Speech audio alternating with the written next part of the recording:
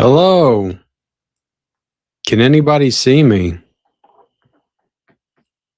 Hold on, something's going on here.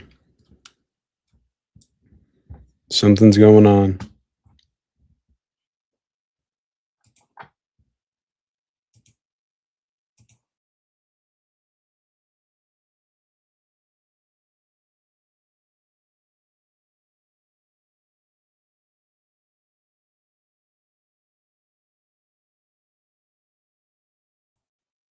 Hello. Can anybody see me? Yeah, my computer's already screwing up, so this is a sign of what's going to be a great live stream, I'm sure. How's everybody doing tonight? It's Wednesday.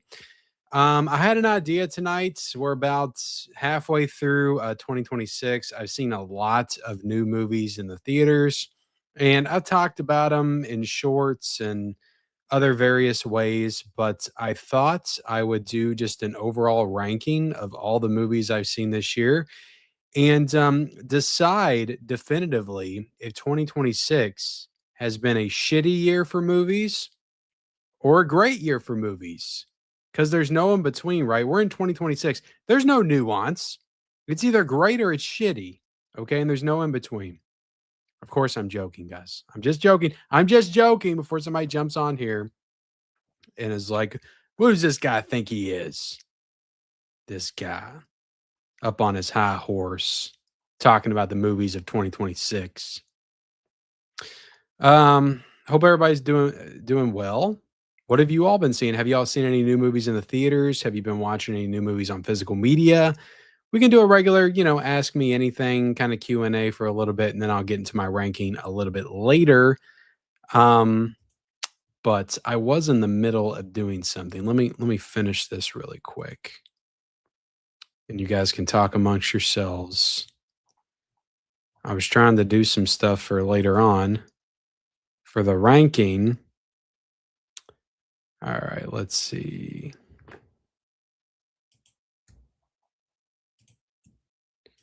Bam. Let's see if that works. 61 people in here. If you haven't hit the like button, hit the like button. I would definitely appreciate it. All right. Yeah, just going through my list, I've seen 57 movies. I've seen 57 2026 movies. There's a lot of mediocre. There's quite a bit that I did not like at all. But there's quite a bit that I did like. But there's not really that like clear, like I have a number 1, and I have a number 2 and I have a number 3. But I don't feel like there's that definitive. Like my number 1 is my number 1 because it's just been my number 1 all year. And nothing's really beaten it. So it's going to stay number 1 until something like definitively beats it. But, a lot of movies I really liked. Nothing I don't feel like I've loved anything this year. That might be a problem. I don't feel like I've loved anything this year. I've really liked a lot of stuff. I've come close to loving on a couple of things. And then there's a lot of middle stuff that was kind of hard to rank. I got my letterbox where I ranked it all on there. And then after that, I've made some graphics to do the rest. That's what I was trying to upload now. But can you guys hear me okay? Can you see me okay? That's what I need to know. I need to know this stuff. Am I coming through okay? Am I freezing? I still have not gotten my brand new computer like fully up and running. The past couple of weeks I've been live streaming on my old laptop. So I got a coffee so I don't fall asleep. I've been up since 5 a.m. All right. So I got that done. Let me get in the chat real quick, guys. If you guys want to ask a question, want to talk some physical media, feel free to do so. And then we'll get into my ranking a little bit later. William Cinema's here. What's up, Kenny and chat? How you doing, William? Masters of the Universe is number 1 for me. I did not see Masters of the Universe. I'm going to be honest. I wanted to go see it today. Like my original plan was I'm going to go see Supergirl after work yesterday. I'm going to go see, which I put up a short review of Supergirl, guys. If you haven't seen my reaction to that movie, go check it out. But I was going to see Masters of the Universe today. But I had such a terrible experience watching Supergirl yesterday, and it wasn't just the movie. It's just I hate the summertime at the movies. I hate it. There's too many kids movies out, blockbusters. All the families are there. They're loud. They're making messes. I love to see the theater thriving and making money. I'm glad for that. I'm glad for that. I'm glad the theater industry is doing well. But I go into the theater and there's like the floors are all sticky. It doesn't feel like they cleaned in there for like 2 days. And there's like some crap in my seat I had to like wipe up. And I actually ended up sitting in a different seat, which you're not supposed to do because it's assigned seating. And like the screen was too dark. Like I could see fine. I could see that Supergirl sucked. That's all I needed. Um, but just the quality of the screens, unless I'm in like the XD theater, is not great. So yeah, all that stuff just kind of compounded together, led to a pretty bad experience yesterday. And I was like, I'm not going back tomorrow to see Masters of the Universe because I feel like that's going to be another situation where I just don't like the movie, because I'm not really into He-Man and Masters of the Universe anyway. So I feel like I'd be setting myself up for failure. I am seeing Evil Dead Burn tomorrow night. I've already got tickets for Evil Dead Burn, and I do also plan to see The Invite, that Seth Rogen movie that's coming out. I think it's an A24 movie as well. But and then next week I've got tickets to see The Odyssey. So those will be the next 3 movies that I'm seeing in the theaters at least. And I wanted to try to see Young Washington in the theater, but I didn't get a chance to do that. What's going on, Antonis? Collector Movie Man is here. Are we enjoying House of the Dragons? Yes. Thumbs up to this season. I have thoroughly enjoyed the first 3 episodes. They're doing really, really good so far. Strong start. Because I wasn't big on season 2. I love season 1, but season 3 so far, really good. Really good. Yeah, I couldn't be on Huck's stream last week because Huck did his stream the exact same time I was doing my stream with Garrett, so I wasn't able to join. I appreciate that, man. I appreciate that. I actually had a pretty good 4th. Pretty chill for the majority of the day. The wife and I watched The Patriots on 4K.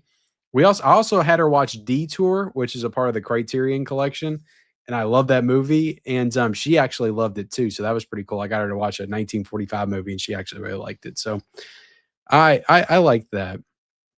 All right, hold on a second. I didn't see if you guys could hear me or not. Oh, Collector Movie Man. Thank you so much, man, for the $1.99. I've seen 11 movies in the theaters and only 5 I liked. That's a pretty good batting average, though. 50% or 43 or 44%. Ken, did you see Doom Part 3 trailer today? I did not. I'm going to be honest. I don't like watching trailers, and I'm not big on Dune. So those are two reasons. But I will see Dune. I will see it. And I will rewatch the first 2 to try to I'm going to try again. Like, I really want to like those movies. I really do, but I can't get there. I love Denis Villeneuve. He's like one of my favorite filmmakers ever. But the Dune movies, I just cannot get into them. I just can't get into them. Oh, the -0 trailer's dropping. I might watch that. I might watch that. But thank you so much, Collector Movie Man, for the $4 in super chats. Let me give you a little super clip for your trouble.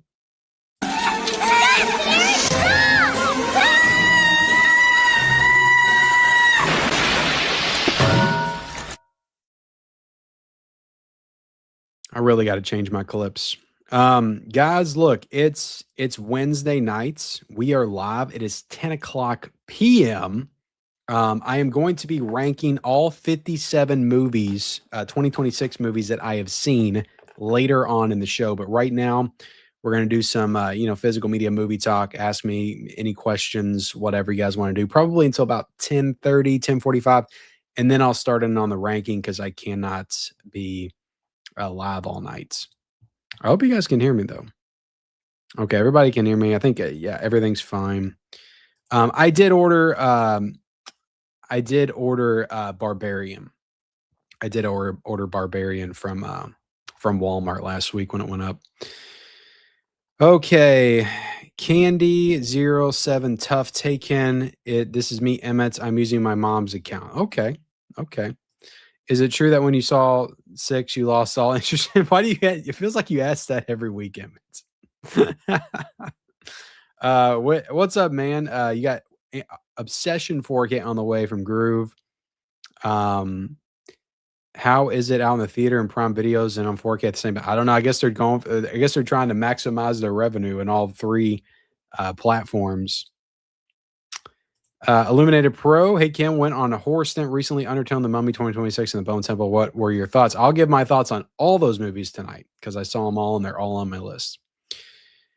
Let's see. Wonder why since maybe like 2 years before the pandemic, it started slowly to not have TV spots for movies coming to the theaters. These days are almost none. All.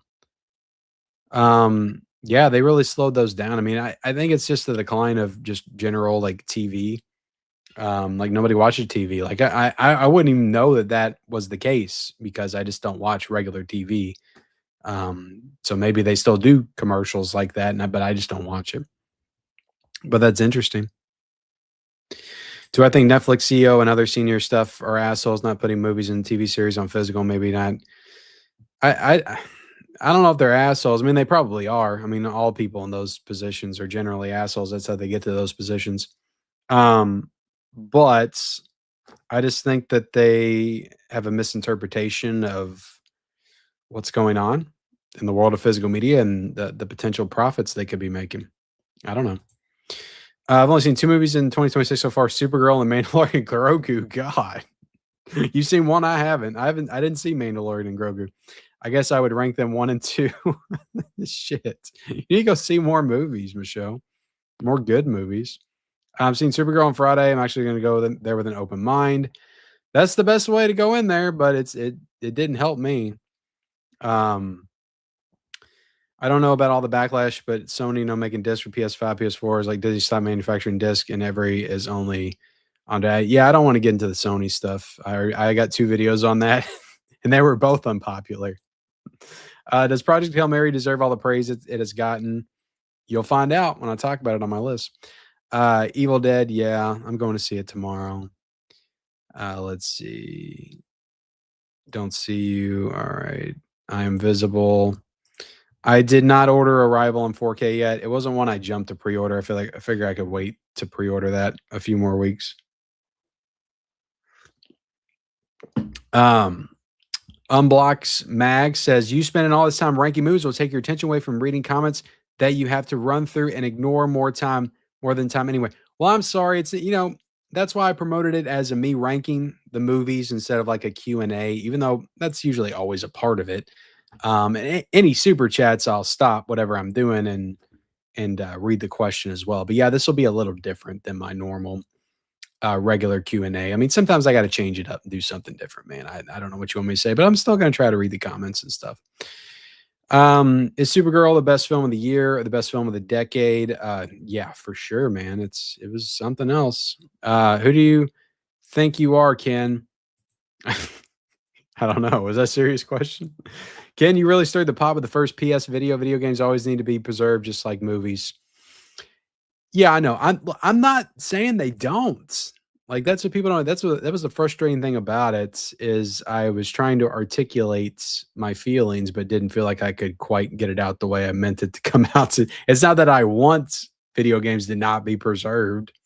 I was just saying that it's been that way. Like and this is really like nothing new. That's what I was kind of saying. But of course, I want video games preserved. But a lot of my favorites I do have in my collection preserved. Many people don't know. Like, I feel like a lot of people that watch that video were like, oh, this guy doesn't even care about games, blah, blah, blah. Like, I spent a good 15, 20 years, like, heavy into video games. Like, I ate, breathe, and lived that shit like I do movies now. Like, I was, like, really heavy into Nintendo 64 and PlayStation and not so much PlayStation 2 and Xbox. I was in high school, wasn't gaming as much, but Xbox 360, PS3, old school Nintendo, Super Nintendo, like I loved all that shit,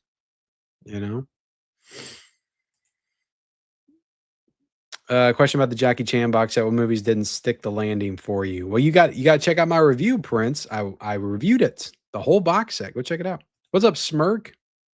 I've seen 2026 movies. I watched the old stuff. Well, maybe in this video you'll hear why maybe you need to check out some of the new stuff. Obsession was great. What is the number one physical media release of the year so far?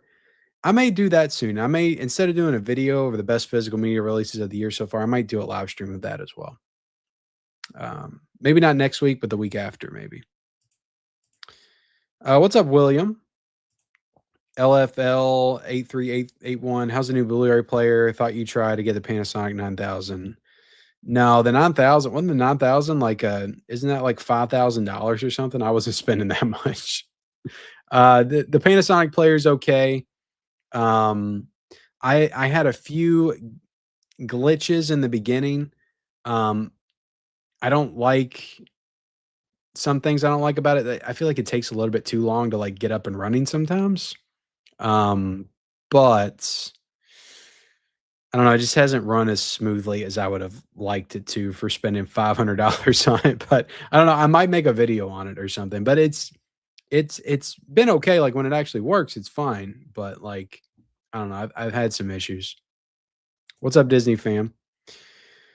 Prada 2, which is for me, definitely not Prada. Pooh, the Bride, hot take, easy, exit 8. That's my rapid fire top 3. Okay. Okay. Send Help is way up there for me personally.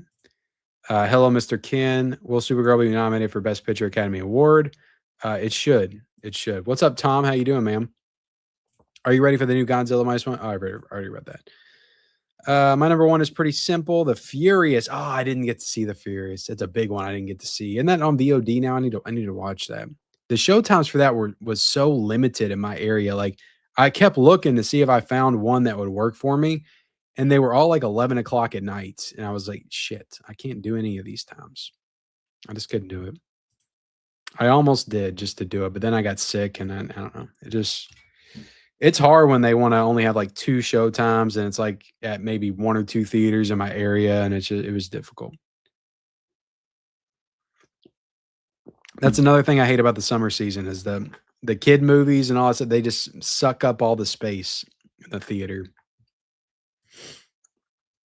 AMC theaters are rough. The seats and armrests are ridiculous. Top 5. Yeah. If you all want to let me know your top 5 movies of the year in the comments section or in the chat, definitely let me know. Project Hail Mary's number 1. 2 is Michael. 3 is Toy Story. 4 is Disclosure Day, and 5 is The Mandalorian and Grogu. And now you said Michael, I think I forgot one on my list. I don't know how I did. Because I thought that Michael was on my list, but I might have to add it in. I might be ranking 58 movies tonight. See, like, how is Michael not on here? Like, I'm going to be pissed if I forgot something else.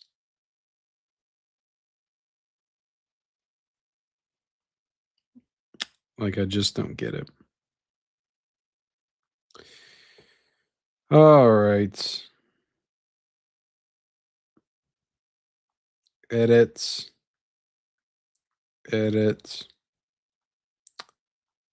Now, where would I place Michael?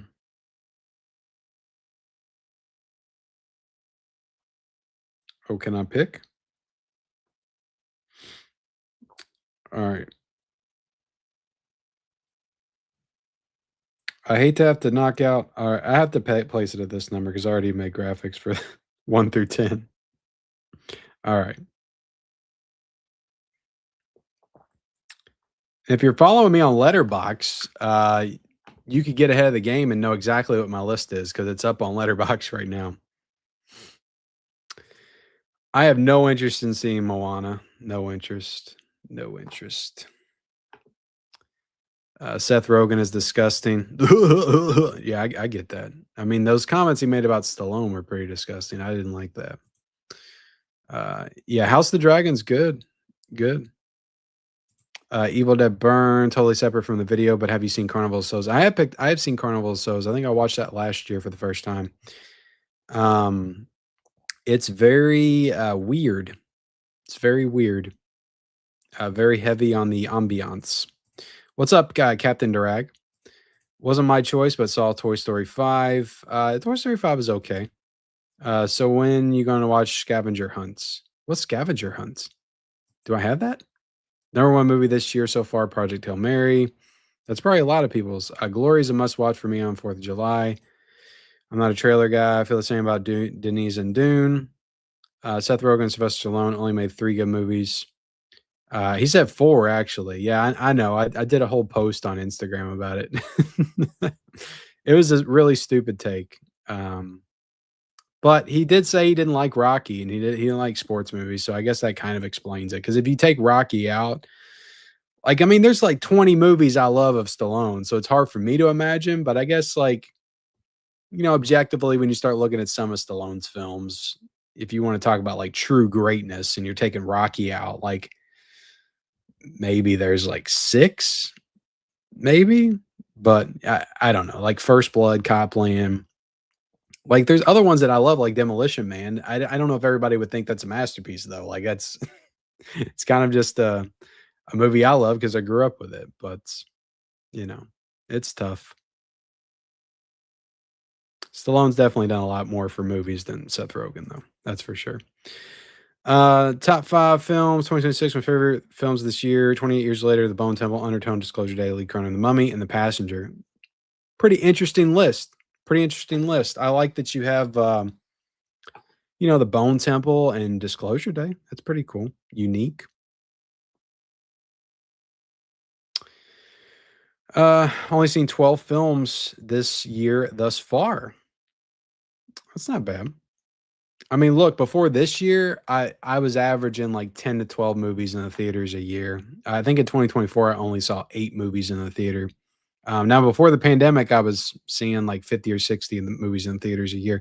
As of right now, I've seen 45 movies in the theater this year.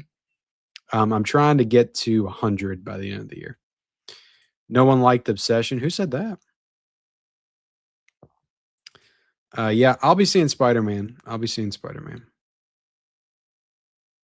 Yeah, I won't change my clips. I won't change my clips. I may add some clips, but I'm not gonna take the old ones out. The Doom movies are awesome. Hey Ken, glad to be here. Obsession has been my fave so far. Still haven't yet to see Obsession, Backrooms, Horror Spotted 2. Everyone's saying they're pretty good.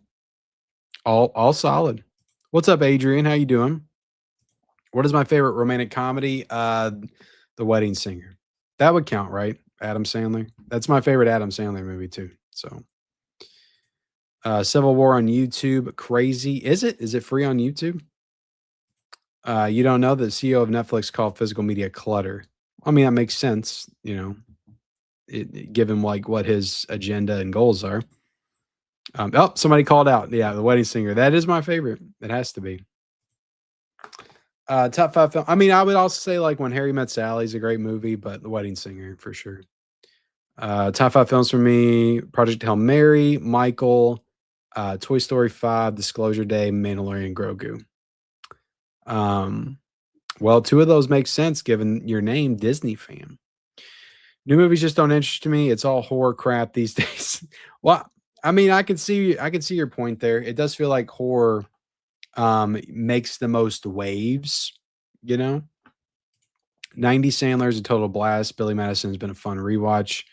Absolutely.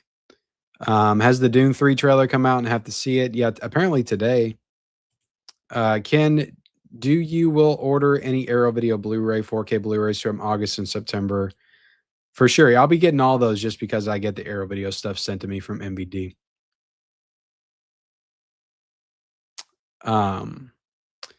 First off, I would never complain that another that another channel got something that I didn't.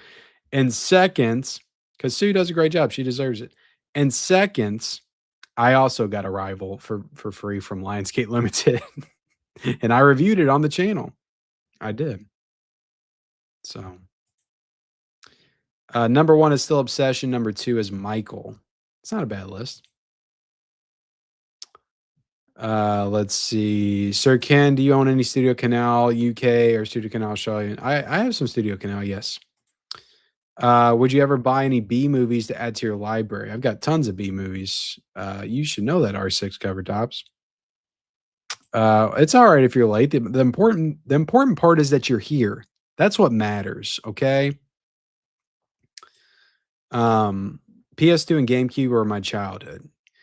Yeah, I mean, I played PS2 and Xbox, but only like the mainstream games just with my friends and stuff. Like I was just in high school and I was focused on other things at that time. So we used to play a ton of SmackDown versus Raw. Like that's those are SmackDown, Here Comes the Pain, No Mercy on Nintendo 64. Like those are the games that I was playing. And Halo and I feel like at that time when those consoles were big, we were playing a lot of N64 too, just going back and playing the older stuff. But I played Knights of the Old Republic, Fable. Like I remember playing all those games. Like I played Grand Theft Auto 3, Vice City. Like those are big games too. I played those when they came out. I wasn't enthralled by Disclosure Day, not Kingdom of Crystal Skull Bag, but not good. I did enjoy Project Hail Mary. I get that. Anybody that says Disclosure Day isn't great. I enjoyed it. It's not going to rank like super high on my list, but it may be like in the top half of the list. I enjoyed it for what it was. I had some problems with it. But anybody that says they didn't like it, I would completely understand. I would completely understand. God, I cannot get the top of this cup off. What is going on? Anyway, Arrow has been doing amazing for physical media this year. I mean, they're having one of their best years. That's like every year they do that. What is my current physical media regrets? I have no regrets as of right now. No regrets. What films from early DVDs you want to see soon in the near future in standard Blu-ray and 4K Blu-ray Ultra HD discs? What films from early DVDs? There's a lot. Actually, I think I got a video coming out soon talking about that. But there's going to be a lot more because I'm watching a lot of movies on Tubi. I've been watching a ton of movies at work on break on Tubi, and a lot of the movies I'm watching don't have physical Blu-rays, but they're streaming on Tubi in HD. So I may do a video about that as well pretty soon. I can't wait for a Better Tomorrow Arrow box sets. What is my favorite song to dance to? I don't dance very much, man. What's my favorite? I'm trying to think of one that can maybe get me dancing, if it started playing. I don't know. I don't know if I'd have a good answer for that. Undertone was a little ambiguous for me. Love the style of it, though. I could see that. Ken, good video on Wake and Fright. What a wild movie. Finally getting its due. Yeah, I love that movie. I loved it.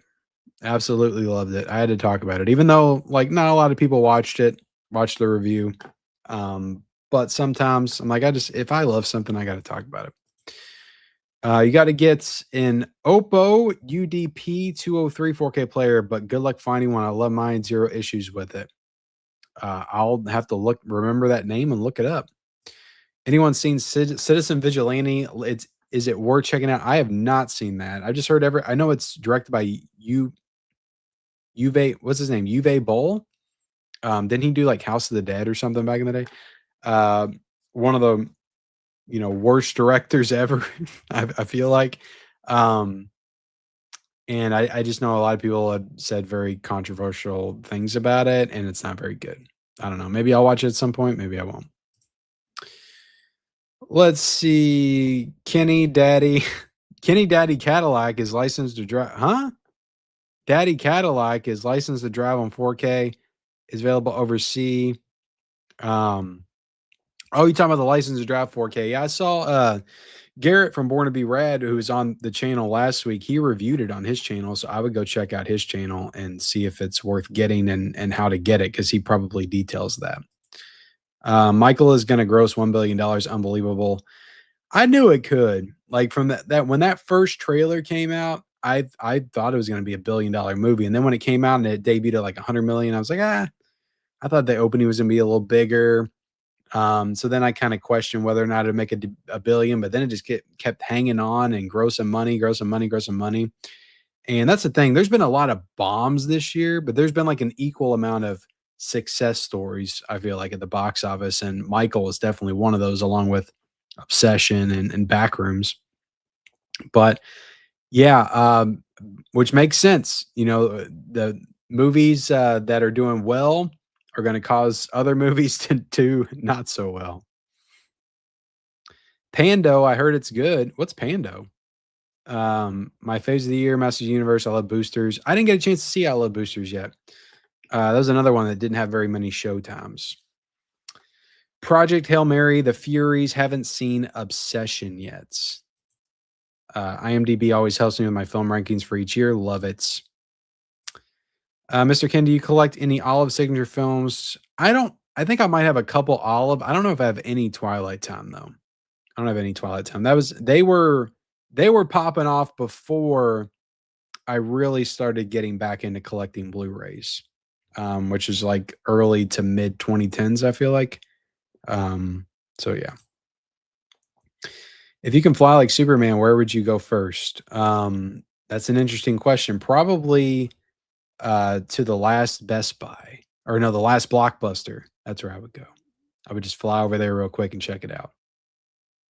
I don't know.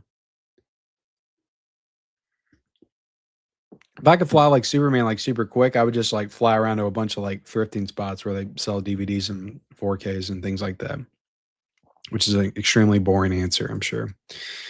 Movie Addict Matt's top 5, Project Hail Mary, 2, Michael, 3, Hokum, 4, The Bride, 5, Masters of the Universe.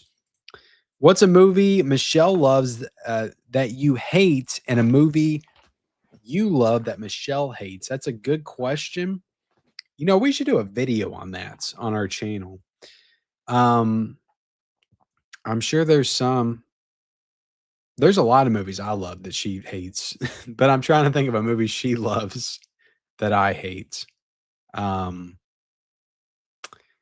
I mean, just this year, like she really liked Wuthering Heights. I did not. She actually liked Passenger. I didn't like Passenger all that much. Um, I liked Obsession quite a bit. She says she borderline hated that. So I mean, those are a couple like recent examples, but I'm trying to think of like a just one that's almost driven a wedge between our marriage. It's almost split us up over the years. I can't think. Like I said, there's tons of movies I love that she doesn't like. I don't know if there's too many that like she's not big on Star Wars, or Back to the Future. Let's see. I don't think Rocky is bad, but should not have won Best Picture because it beat Taxi Driver and Network. I mean, those are great movies. There's a lot of great movies in 1976. You also got All the President's Men and Carrie. Like Carrie, I feel like it's a horror film. It would have never have got Best Picture, but I feel like it's almost deserving of Best Picture too. But Rocky is just Rocky's Rocky. Like it should have won Best Picture. Like it's just a classic film. It's a feel good movie. Um, I don't know. I don't know. I feel like it captured the moments of the time, brought the country together. That matters for something. It was very pop culturally relevant. I don't know how big Taxi Driver or Network were when they came out. I'm sure a lot of people saw them, but I don't know, like in the mainstream, how popular they were. Maybe more than I think. I wasn't alive in '76. Most underrated Stallone movie is Lock Up for me. That's a good movie. Demolition Man is a masterpiece. I mean, I think it is. I just don't know if a lot of other people would share that opinion. But I'm here anyway. So I'm glad you're here, man. I mean, maybe you can get some good recommendations for stuff to watch when it comes on streaming or whatever, physical media. What is your favorite film from 1926? That's a good question. I don't know if I'll have an answer. I don't know how many movies from 1926 I've seen.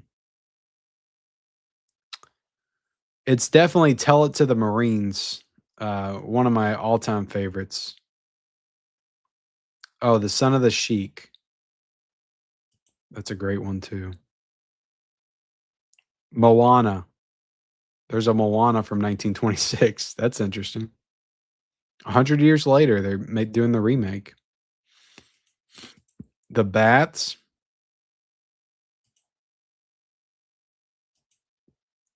Yeah, I haven't seen a lot of these movies. I'm gonna be honest with you.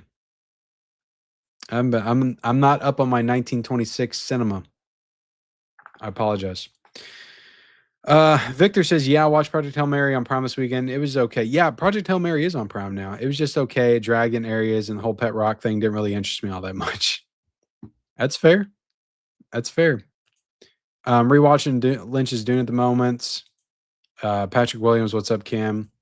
I'll be seeing Spider Man and Dune for sure, and I want to see the Furious. Yeah, I wish I could saw the Furious. Like, if the Furious hit me the right way, like that might be like my number one. I don't know. More clutter for me then. That's what I'm saying. Catching the Odyssey in Dolby Cinema, IMAX, and 70 millimeter.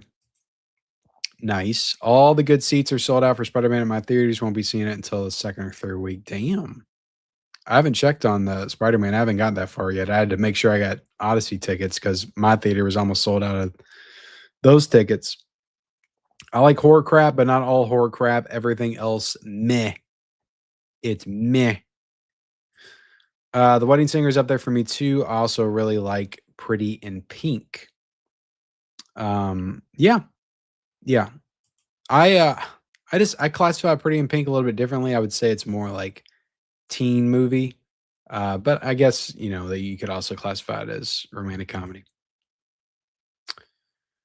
Oh, yeah, I mean, that makes sense. It would start like right after the Criterion sale. Favorite physical media releases have been Ben-Hur, Excalibur, Westworld, Robin Hood, Prince of Thieves. Notice the trends. I do. It's Arrow Video. They're killing it. I watched Send Help today. First 40 minutes are rough, and then it course corrects. It's fine. Well, I'm glad you at least enjoyed part of it. I like the beginning stuff of the movie. It's for me, like, I've been a part of that kind of world, the corporate bullshit. Um, being looked over at your job, like that's something that's kind of personal and resonates for me. Not really anymore because I don't allow myself to be affected by that. But back in the day, like 15 years ago, that kind of stuff would happen a lot more frequently. And so I kind of relate to that part of the movie. So that's why the themes of that film I feel like hit me a little bit harder than maybe some other people. Are you gonna watch the new Evil Dead Burn? Yes, I'm gonna go see it tomorrow. I hope it's good. I hope I like it more than Rise. Got my shipping notification from Lionsgate Limited that my Michael Collector's Edition has shipped. Also, the Rainbow set is back up for pre-order on Amazon. Nice. Oh, are you kidding me? Hold on a second. Now I got to get on Amazon real quick. Check this out. I need that Rainbow set. I don't need it, but I was thinking I might get it. Oh, booyah. It is back up. It looks like it anyway. Yeah, everybody, if you want the Rambo set, hold on. I'll try to link it in the description of this video. Just give me a second.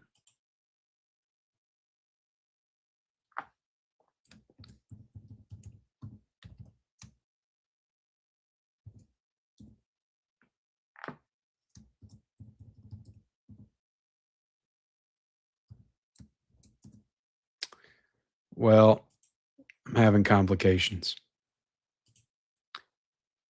Always complications.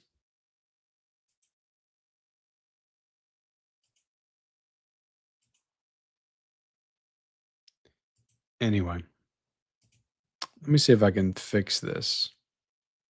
131 people in here, guys. If you haven't hit the like button, hit the like button. Okay. I know this is a different kind of stream tonight. I'm still answering questions, but you know, sometimes I gotta change things up. I can't do the same shit all the time. All right. I'm just gonna put it in the chat. Did that work? I hope that worked. That's the link to the Rambo. Disclosure Day was mid, low level Spielberg tier. Why'd you have to use the word mid? Okay. You know, that's rude. A lot of people like Masters of the Universe. I like to see it. Look, a lot of fans. I feel like people shit on the movie, but I feel like there's a lot of fans of Masters of the Universe that actually enjoyed it. So I like that for fans. Like if you're a fan of it and you enjoyed it, I think that's awesome.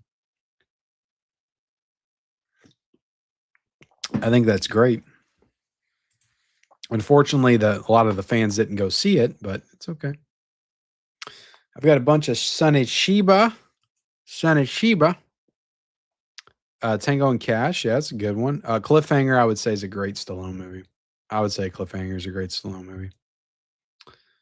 But Over the Top, I wouldn't say is great. I mean, that's fun. But Nighthawks. Nighthawks is top tier Stallone. Nighthawks top tier Stallone. I did get the 54 4K. I had to get it. That's a movie that, strangely enough, like I watched that movie all the time when I was a kid for some reason. I watched like the weirdest movies when I was a kid, like 12, 13. I remember watching that and of course Showgirls. Like for some reason in my mind, those movies are like interchangeable. But I think that it's going to look great on 4K and I'm excited for it. And it's got a ton of features and it's got like the re-release cut from 2015, which I've never seen. So I'm very excited about 54 on 4K. Very excited. Okay, guys. Let's see here. Let's see here. All right. I might be able to give away a digital code tonight, guys. All right. So, yeah, the link in the chat should work. Should take you right to the Rambo pre-order. Dan Hedaya steals the show. Let's see. I prefer the man with the golden gun to live and let die. Do you? I haven't seen either of those. Are those both Roger Moore movies? Saw 2 4K Steelbook, nice.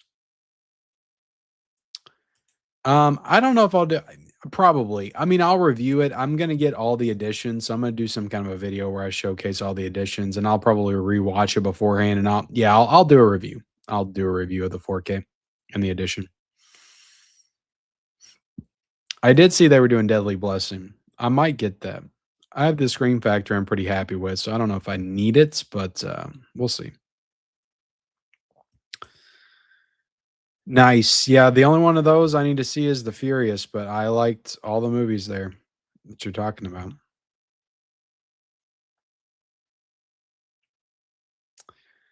Carrie said, "Did you pick up the Arrow to Live and Die in LA?" I didn't. Damn. I wanted that. I forgot all about it actually.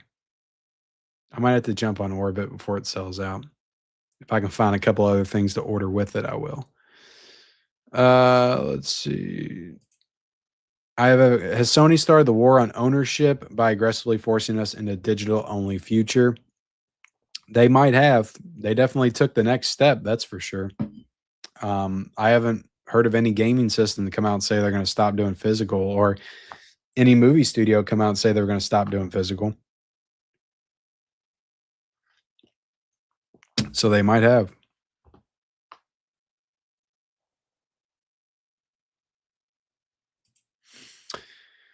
Yeah, Gone with the Winds. I think it's a pretty safe bet that it's going to get a steelbook. I think Universal will put it out later this year, maybe around October. Now they've seen how successful the movie is. Sweet. I don't have any 70 millimeter theaters around me. Doomsday, Doom Part 3, The Odyssey. Also, strangely looking forward to. Oh, I'm looking forward to the end of Oak Street as well. It's the first movie from that director since Under the Silver Lake. Very interesting director because he also did It Follows, and he's supposed to be working on They Follows. I guess that's the reason why that movie's been delayed so much because he was working on this dinosaur movie. But I like him as a director, so I will see that movie. Uh,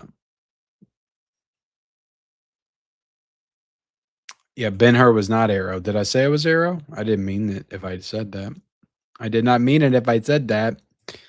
$5 super chat from Stephen Langford. Thank you, Stephen. I appreciate you, buddy. Have you thought about buying Magnetar UDP 800 Mark 1 or Mark 2 4K player? Was going to get a Panasonic 4K, but after some research, I got the Mark. I don't know, guys. Hit me up with some links on Instagram or something. I feel like I've got time. Like if I'm not happy with its Panasonic, I might send it back. I might ask for a refund. Because I got it like 2 weeks ago. So I still got time to send it back. And maybe I will get another 4K player. Because I'm also not happy about the not playing like certain Arrow discs. And I know that that's supposed to be Arrow's fault, but it's still kind of a Panasonic thing too. But thank you, Steven. Don't call me Steven. Sorry. There we go. She got a great ass.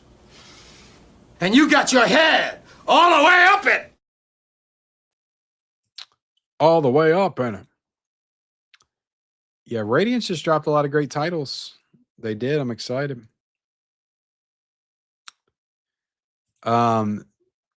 Bald Niece, I thought we were supposed to be boycotting Audi because it's woke AF. You talking about the Odyssey?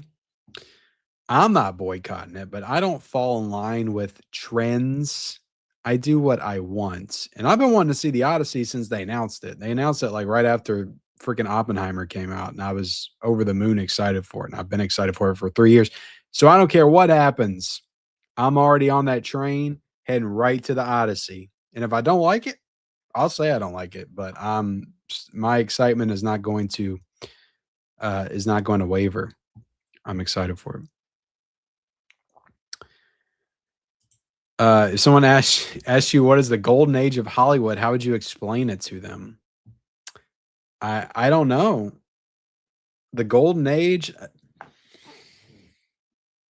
I feel like the golden age of Hollywood, to whoever you ask, is going to be the time which they grew up. That's going to be the golden age to them. What the real golden age was, the more movies I watched from the 70s, the more I realized that's probably the best decade for film. But personally, nostalgic wise, I would say 80s, 90s, but the 70s has so many bangers and so many movies that are just so my speed now that I'm like, older. I love almost everything I watch that's from the 70s. I just rewatched Turtles. I laughed so hard when they were singing taps for the moldy pizza.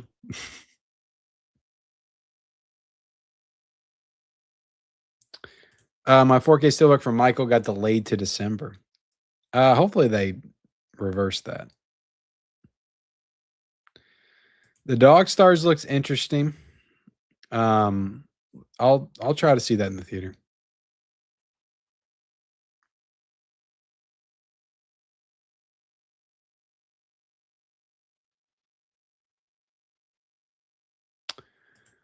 Gamefly is still a thing. I had a Gamefly membership back in the day. That's still a thing. Are you kidding me? They were against Sony ditching physical games. Yeah, hopefully they reverse that. Hopefully they reverse that. Because everybody is pissed. And hopefully they reverse it and people actually start buying physical discs again, game disc, and people demand that the full game comes on the disc. And stop with the bullshit updates. That's what I want. I love the Wake and Fright apart from the kangaroo stuff. I get that. It's tough to watch. It's tough to watch. I'm sorry to hear that, man. I hope you are getting better.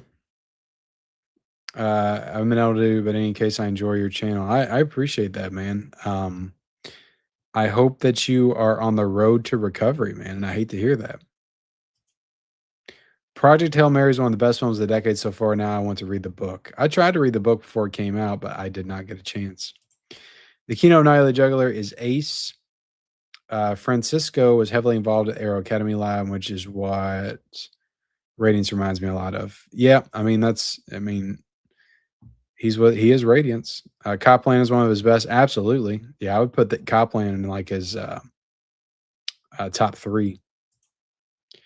I have 14 Arrow titles in the Barnes and Noble cart waiting for the 27th. What happens on the 27th? Oh, the sale. I got you. Sweet. Did they include the documentary? Sucking through hole in buckets. Kim watches a lot of low class crap films, not James Bond series. Okay. That was creative, starting Ratings Films UK. I think Aero Academy should keep going, releasing physical media discs. They since stopped in May 2021. Yeah, it's pretty much Aero Academy is Radiance Films now. I saw that Widow's Bay is like my favorite anything this year. Like if I could count that as a movie, it would be my number one. Like that's that's my favorite anything. Movies, television is Widow's Bay. That show I loved. Disney's Moana is not a remake of the 1926 Moana. Yeah, I know it's not. I know. I was just joking. I got the Umbrella Crying Game, so I don't need the Criterion. And I've actually never seen the Crying Game. I only know it because of what Jim Carrey and Ace Ventura when the song's playing and he's in the shower with the plunger on his face and they're playing the song. I'm assuming that's some kind of a reference. I don't know. Manhunter 4K, no. It's going to get a theater release, and then I'm sure somebody will announce a physical. Wasn't that Studio Canal? It'll probably be a Studio Canal 4K in the UK, and then maybe Lionsgate will do a 4K of it. I don't know. Odyssey looks great. Yeah, I'm excited for it. Absolutely. Cutter's Way was freaking incredible. I love that movie. That's up there, probably top 5 first time watches of the year. I personally can't be bothered with the reason people are bagging in the Odyssey seems silly, but that's just me. It's very silly. I'd rather not dive into it, but it's just like, wow. Like y'all are like making nothing out of or you all are making something out of like the smallest fucking shit for no reason. It's so stupid. But yeah. And you're converting people like Raph Half. Odyssey is woke crap film. I mean, watch it and judge it for yourself. It's a movie, you know. I just never go into a movie thinking about politics or or social issues. Like it's the movie's job to make like if the movie makes me feel that way, then that's one thing. But I try not to go into a movie thinking like with my arms crossed, oh, this movie better not upset me politically, you know. I don't know, it's just silly to me. It's very toxic.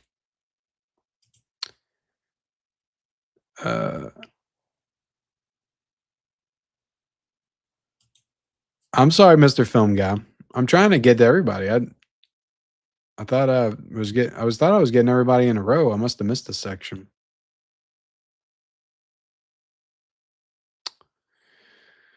I wasn't really excited for the Odyssey, and that was well before the culture war stuff surrounding. Well, I mean, that's fair if you were never excited for it. Read Project Hail Mary before I saw the film. Definitely explains the science better in the book, but definitely before the film's ending. If you know, you know.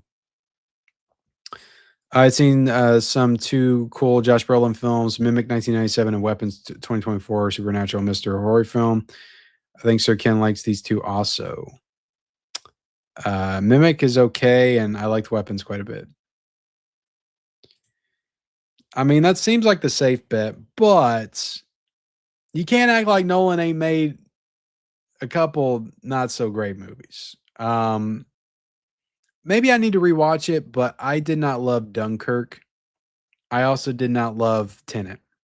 So there was a time where I was on here being like Christopher Nolan's overrated, and I used to get a bunch of shit for it.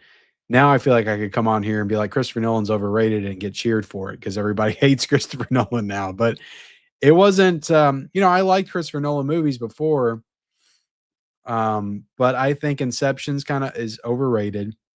I don't like Dunkirk that much. I don't really like Tenet all that much. I love Interstellar. The Batman movies are great, obviously. Prestige is really good. Um, and Oppenheimer. Like that brought me back to Christopher Nolan because I love that movie. It was my favorite movie of the year. And right after that, he started saying nice things about physical media, promoting physical media, and I loved that. So I became a Christopher Nolan fan again. So and I'm excited for the Odyssey. Widow's Bay is amazing. It's absolutely amazing. And Widow's Bay is one of those like things.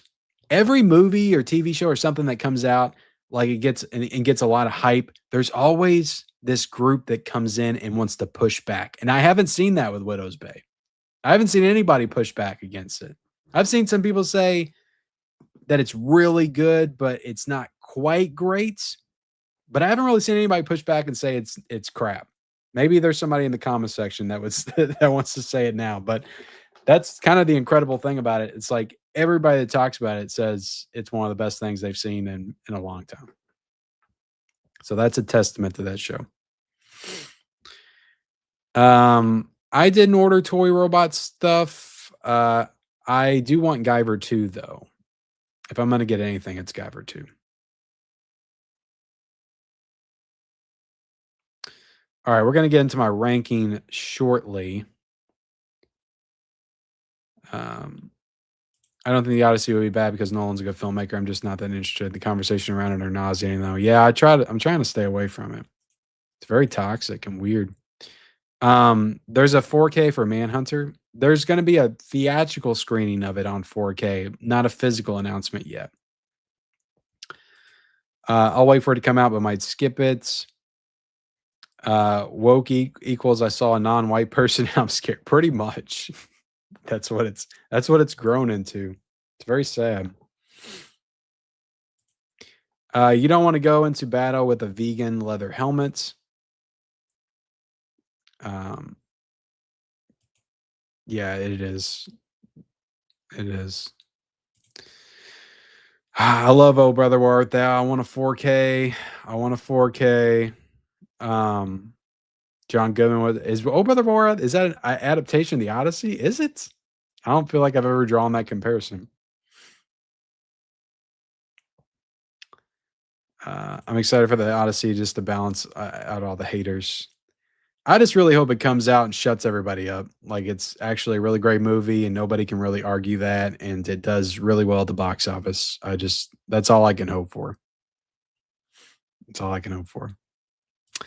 Odyssey looks like it has a lot of issues, but we'll see. I mean, I feel like they're all manufactured issues.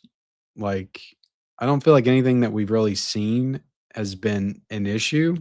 It's just people like nitpicking stupid shit and making them and making it into things that are like much bigger than it actually is. Yeah, I appreciated like the technical aspects of Dunkirk. Like I remember like the sound design was really great. So like I may need to rewatch that, but I didn't love the film. And Tenet I thought was a complete mess. A complete mess. What's up, Ken and Chats? What's going on, Jordo? I didn't like Dunkirk either. White man's fantasy movie of the war, not his best. Don't like Tenet. Didn't care for Dark Knight Rises, but I like most everything else to a certain degree. I actually really like Dark Knight Rises a lot. Um, I mean, I think The Dark Knight is the high point of that franchise, but even that movie I think has some problems. I don't think it's a perfect movie.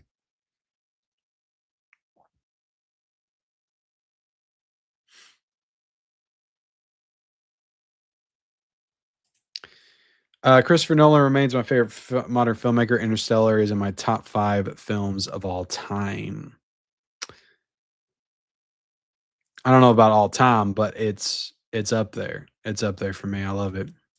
Insomnia, like I've seen that movie, but I barely remember it. And Memento, I actually haven't seen Memento.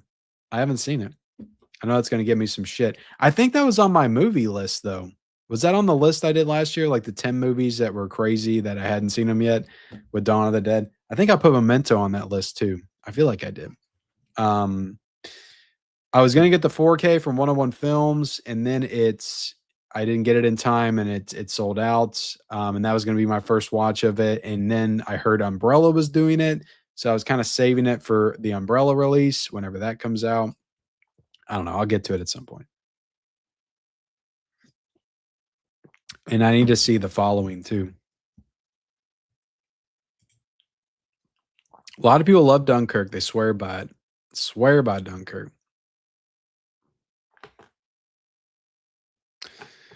I agree. I agree. They should. Jordo, what's up, Jordo? How you doing, man? I used to be a big Nolan hater. Prestige was my fave, but never cared for Inception, Interstellar, or the Batman movies all that much. And Dunkirk, he's grown on me with every movie that he's released. Well, there you go. I've watched Tenet only once and got a headache each time. Guyver 2 is one of those so bad it's good films, Kim.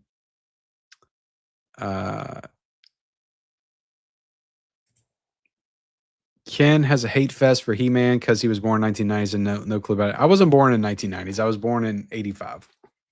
I didn't grow up with He-Man. I watched Ninja Turtles and Batman and X-Men and Spider-Man. I feel like I was like just after the He-Man wave.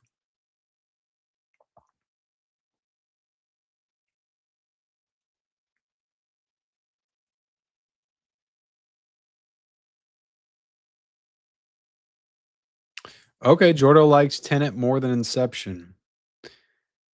Yeah, I mean, to me, the Tenet and Inception were like kind of the same thing, just a bunch of like mumbo jumbo and just crazy shit that just didn't quite work. Focused more on like the weird convoluted narrative rather than like characters and actual like emotional moments that would make you care about the things that were going on. I love Oh Brother Where Art Thou. I wish it would get a Criterion. I love that movie. That's one of my favorites from them for sure. It is woke calling other people woke. Somebody hates George Clooney? You've had a grudge ever since Batman and Robin, haven't you? I can never hate George Clooney because George Clooney did one of my favorite movies of all time, From Dusk Till Dawn. So I'll always love him just for his character in that movie. I did. That's Andy Serkis is directing it, right? What's up, Shay? You haven't missed nothing yet. I haven't even started ranking. I'm going to start at the 11 o'clock hour. How about that? By the director, like Realistic and War. And we all have our preferences, you know. Yeah, maybe I need to rewatch it. I guess last time I watched it, I just wasn't drawing those comparisons.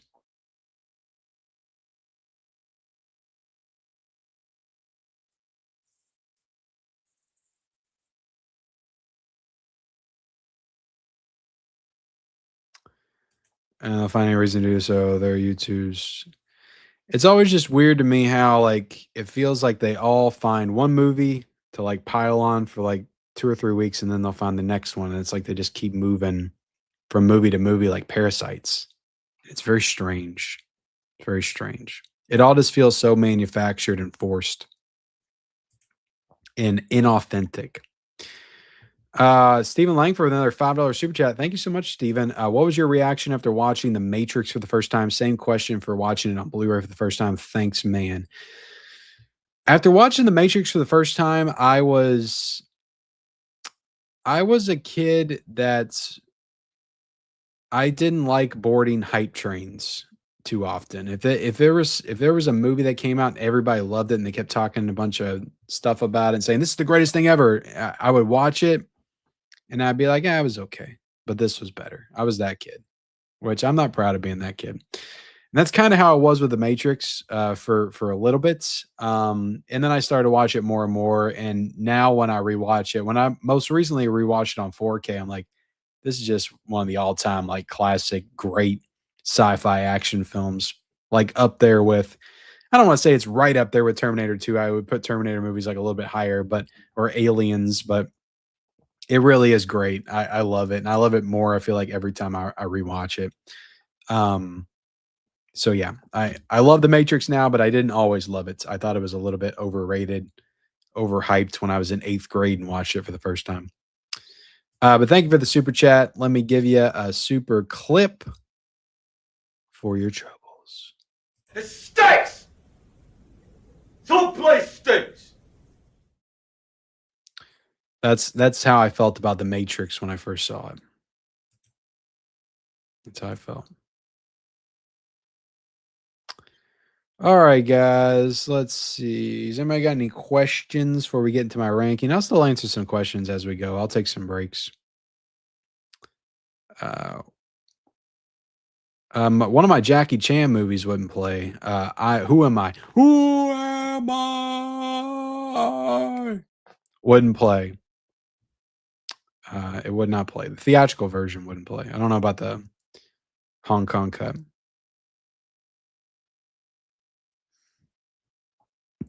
Somebody prefers Dark Knight Rises.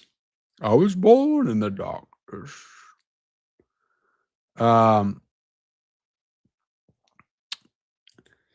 Yeah, maybe sometimes. I don't know. I don't really watch a lot of celebrity interviews, so I don't know like how they're acting, but I just kind of expect stars to be divas and act like they're above everybody. It's just kind of an expectation. It's nice when they're not, but you know, it just kind of is what it is to me. But yeah, I just don't watch a lot of celebrity interviews and things like that. So you could be right, and that's not cool either. But I remember you had Saving Private Ryan on the list. I did have it on. I still haven't seen it. No, I still haven't seen it. I bought the second sight, Insomnia, thinking it was a Christopher Nolan. Well, I said in the physical media report it was not the Christopher Nolan one. I remember specifically saying that. So you didn't watch that report. Dunkirk was good. Tenet was disappointing. This just turned into a full-on Christopher Nolan conversation. How do you think Second Sight is doing this year? Have you picked up any? Yeah, I've got The Ugly Stepsister. They definitely, I feel like, scaled back this year. I got The Ugly Stepsister. I got The Devil's Candy. They've done some good stuff this year, and they've got what did they announce recently? I feel like they announced one more thing I was excited about, but I can't remember. Tenet is a turn your brain off and just have fun. It's a dumb Bond movie, and that's the best way to go into it. I'll go into it that way next time, Jordo. I do want to rewatch it. Let's see. Oh, he thinks George Clooney's a big-headed and he objectifies women.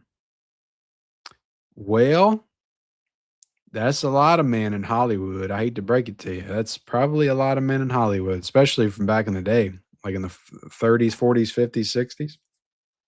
You'd have to throw out all those movies. All right.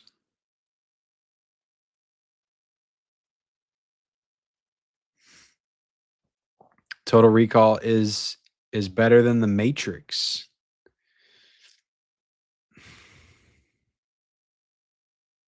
That's a tough one. I love Total Recall too.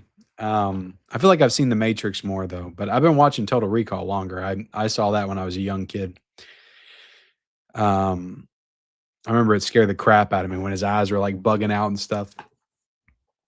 That's a tough one. I don't know. That'd be a toss up. Be a toss up for me. I love Paul Verhoeven. Watch Saving Ryan's Privates. Yeah. I actually have State of Grace. I've got it on DVD. I can watch it anytime I want. And it's on Tubi. I don't have to buy $100 box set. I need to use that philosophy more, or that mindset more, that line of thinking. It's on Tubi. I don't have to buy $100 box set. I can watch it like that. Of course, I love physical media, but I don't have to blind buy $100 box sets of movies just because they're good. I can watch them in another way. Um,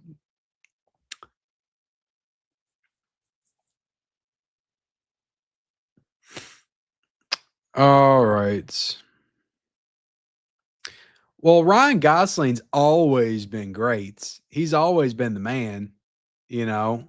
I feel like people jumping on the Ryan Gosling bandwagon right now, and I've always been a big Ryan Gosling fan. I love La La Lands, I love Lars and the Real Girl, The Notebook, Blue Valentine, Drive, Place Beyond the Pines, The Nice Guys, First Man.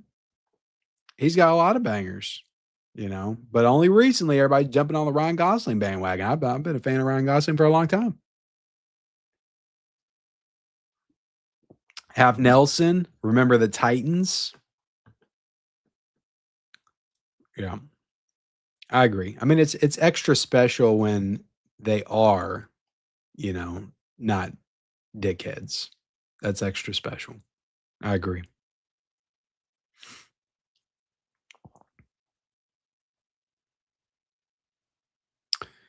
There's a lot of people talking, and I appreciate it, but I gotta get into some ranking. Um, I gotta get into some ranking. Uh, George Clooney's always seemed like a nice guy to me, but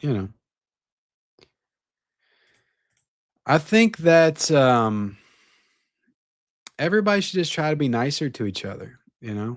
And everybody's always poking at each other all the time. It's like that's why people turn into assholes because everybody's just like poking at people and just saying mean things.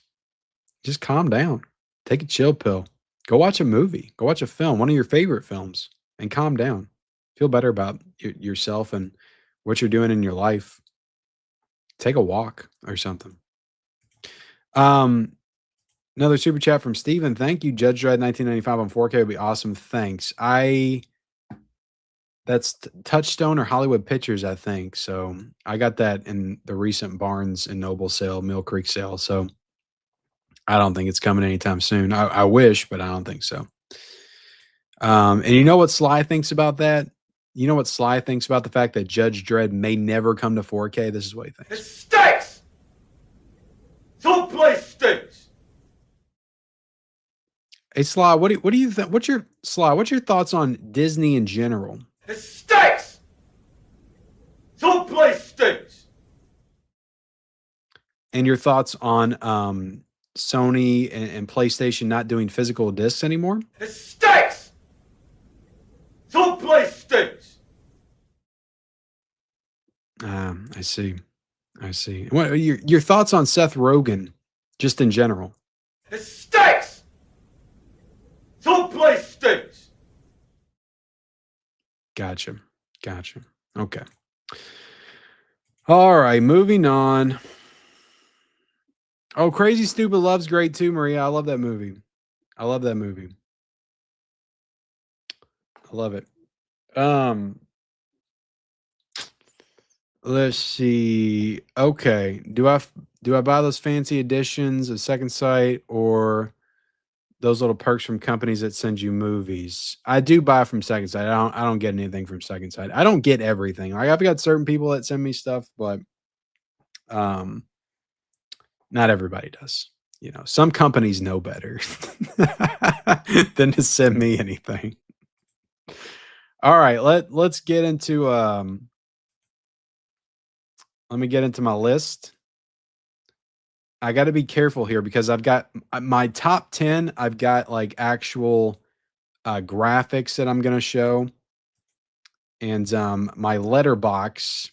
Let me get this super chat real quick, guys. Don's YouTube channel. $5. Thank you. Reminiscing about my old IFC subscription and the movies Legend of 1900 and Trees Lounge. That's all. I actually watched Trees Lounge recently. Steve Buscemi starred in and directed that movie. Also, Chloe Sevigny. I enjoyed it. Just a nice little character piece. Thought everybody was good, and I enjoyed the movie. Slice of life movies, I like to call them. All right, let me give you a super clip before we start things off. It's coming! It's headed right for us! That's my movie ranking. It's coming. It's coming right for us. It's already here. Everybody on the ground now. All right, what was I saying? So, yeah, I got all these clips organized. I'm going to do the graphics when I get to my top 10. So it's a little bit more dramatic because you can see when I pull up my letterbox list, you're going to be able to see like what's coming. But I don't want you to see my top 10. The other ones are okay. But my top 10, I'm going to try to leave a surprise. Okay. So letterbox lists. I need my lists.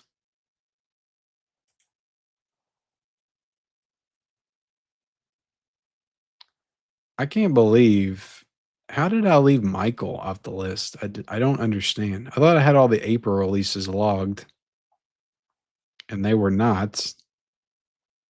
Ridiculous.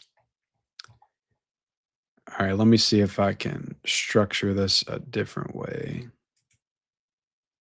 Okay, there we go. That's how I want to do it. Exactly like this. Okay.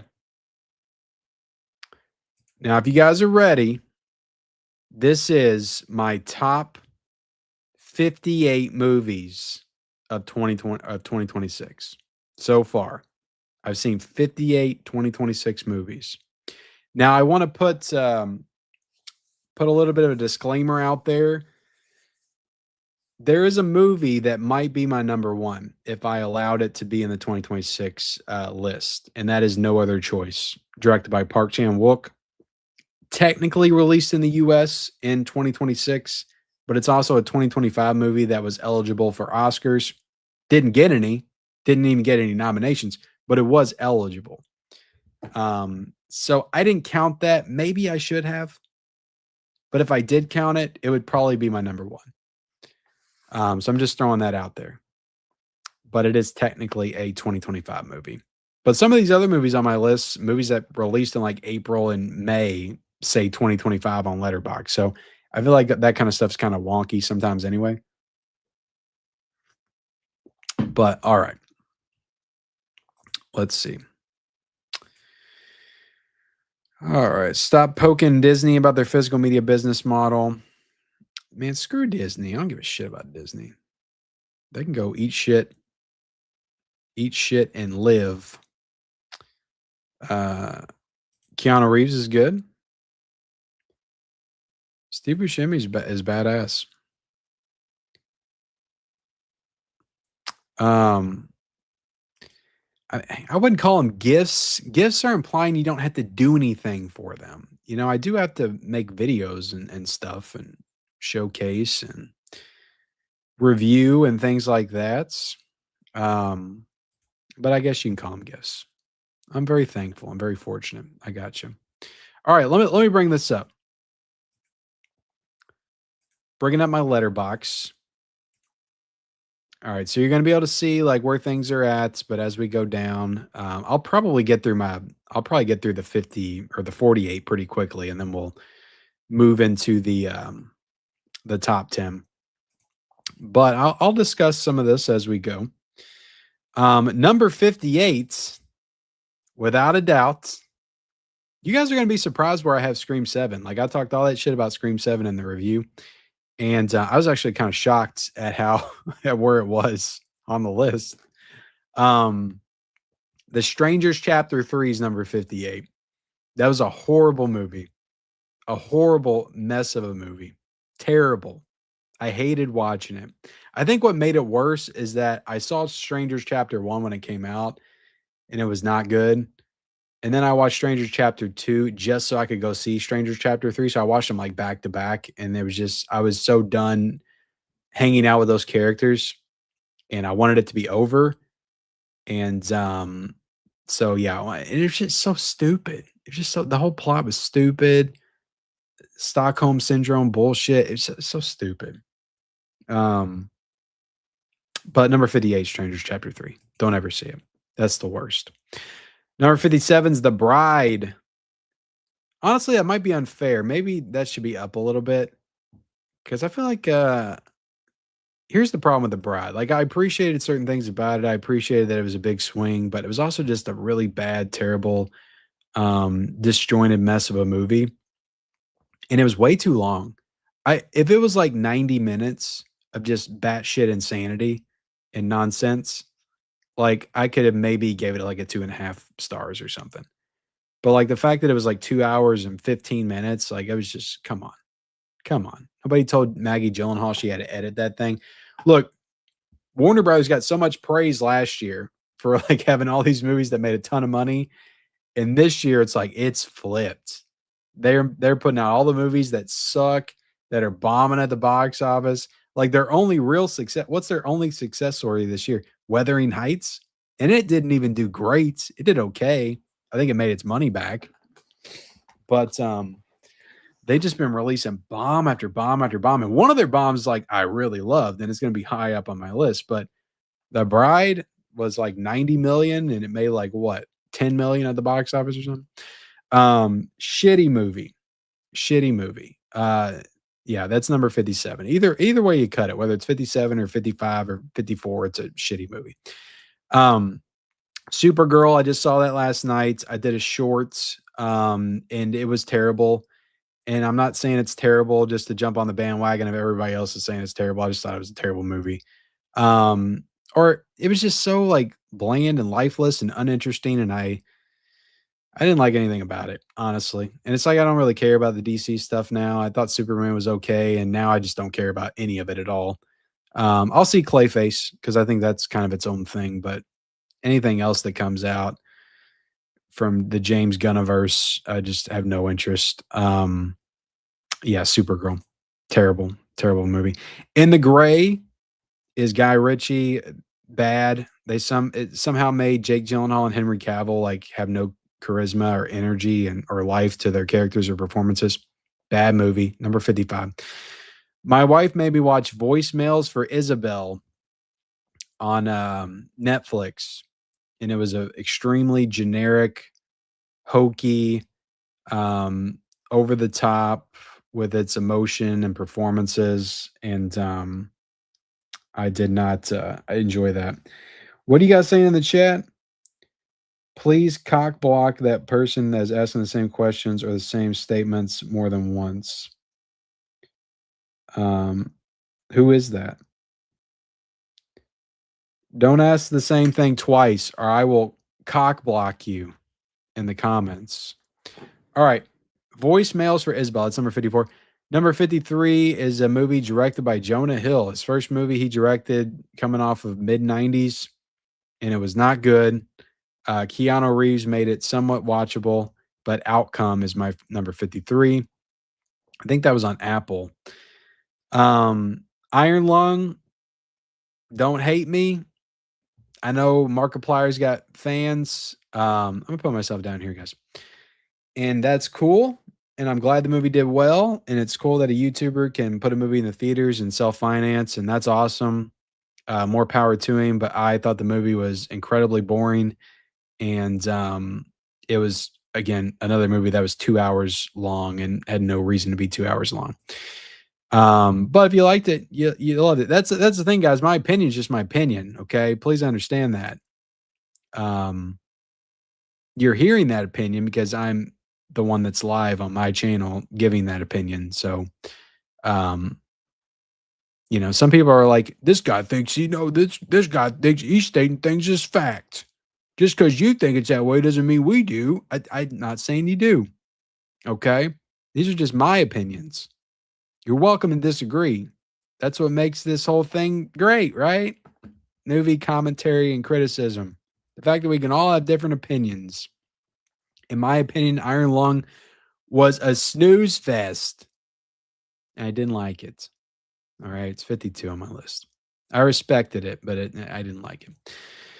Protector with Mila Jovovich. There were parts of that movie I liked. I liked the ending.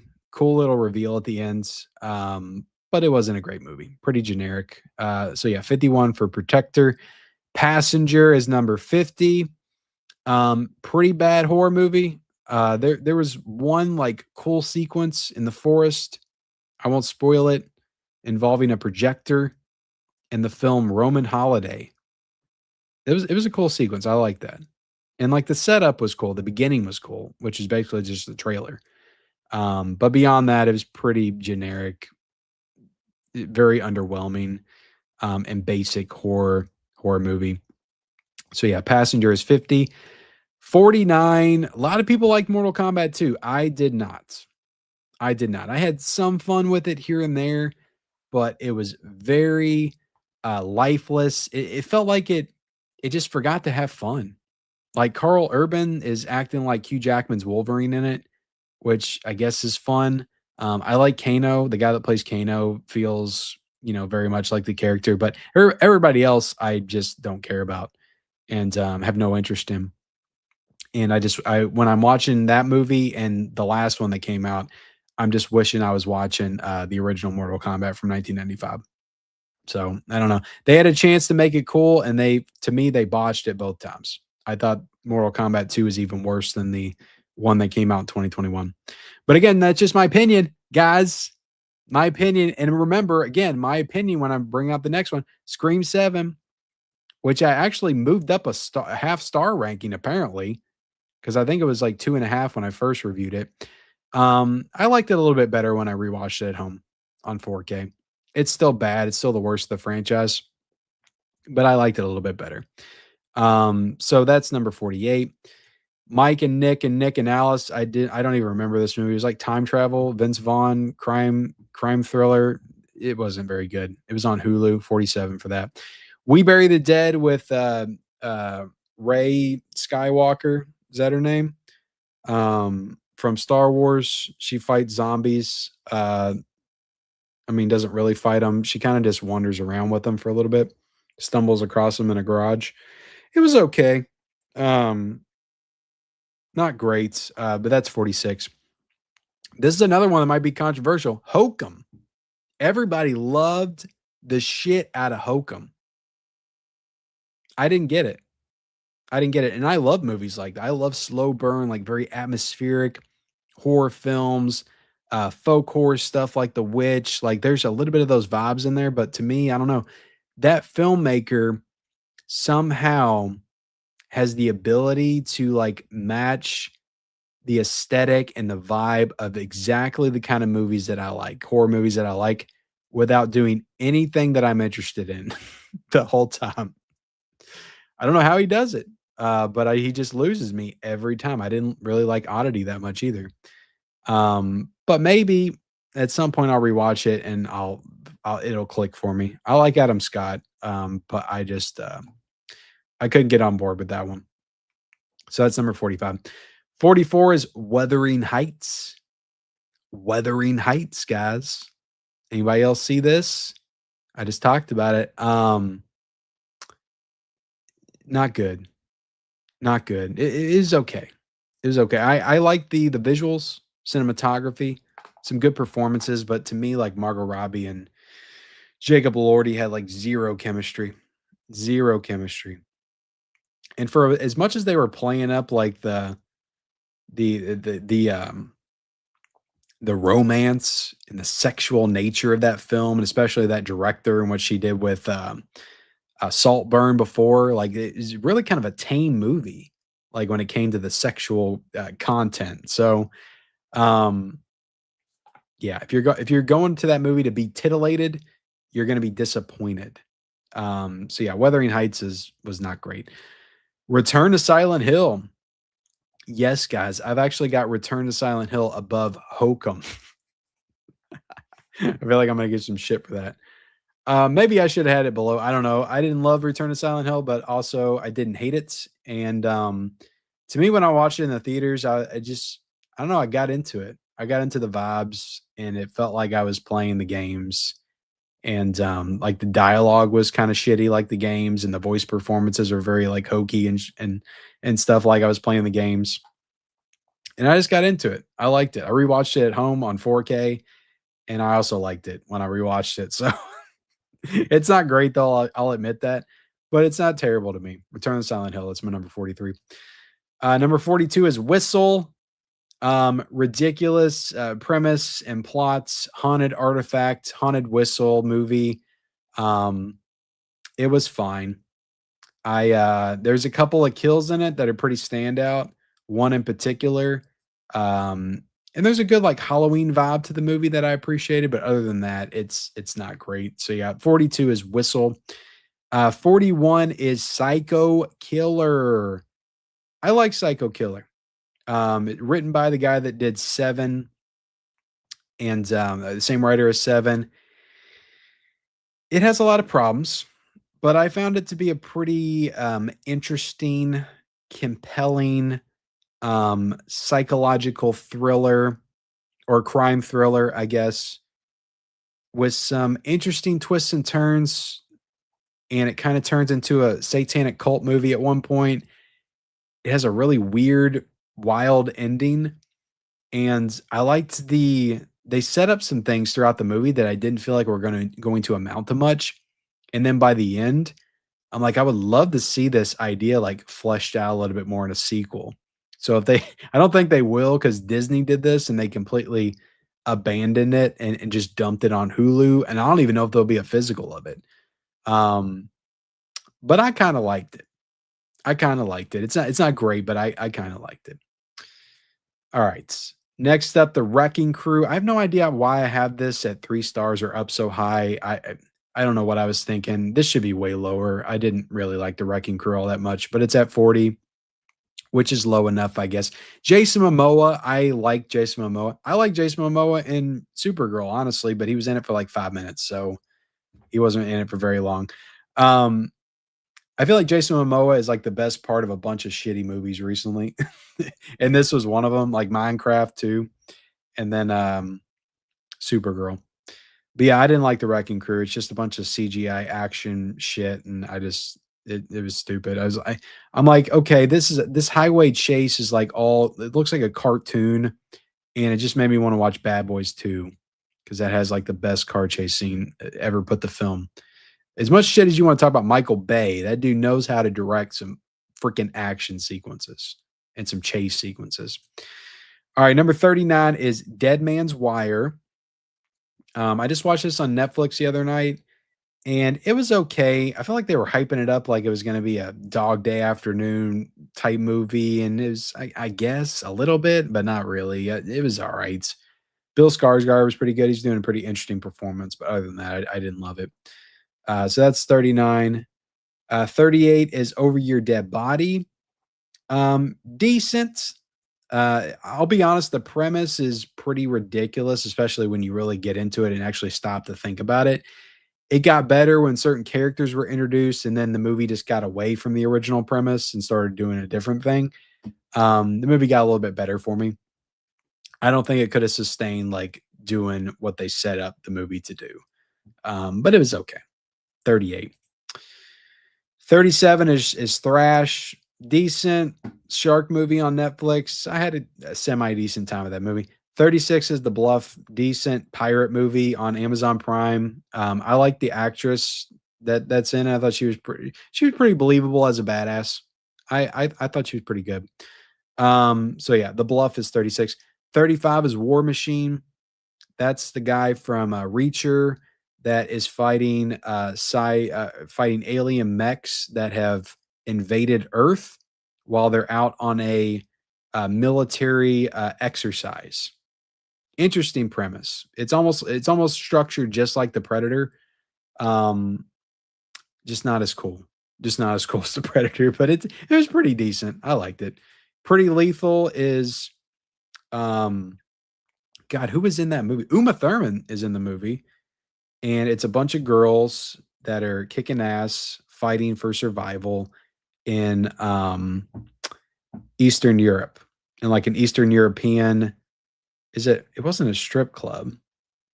some kind of bar or gambling house or something. Anyway, they're fighting a bunch of Eastern European dudes with ballet slippers that have knives on them. Pretty cool. 33 is The Rip, action thriller with Ben Affleck and Matt Damon. I wanted to like this more, but it came off pretty generic to me.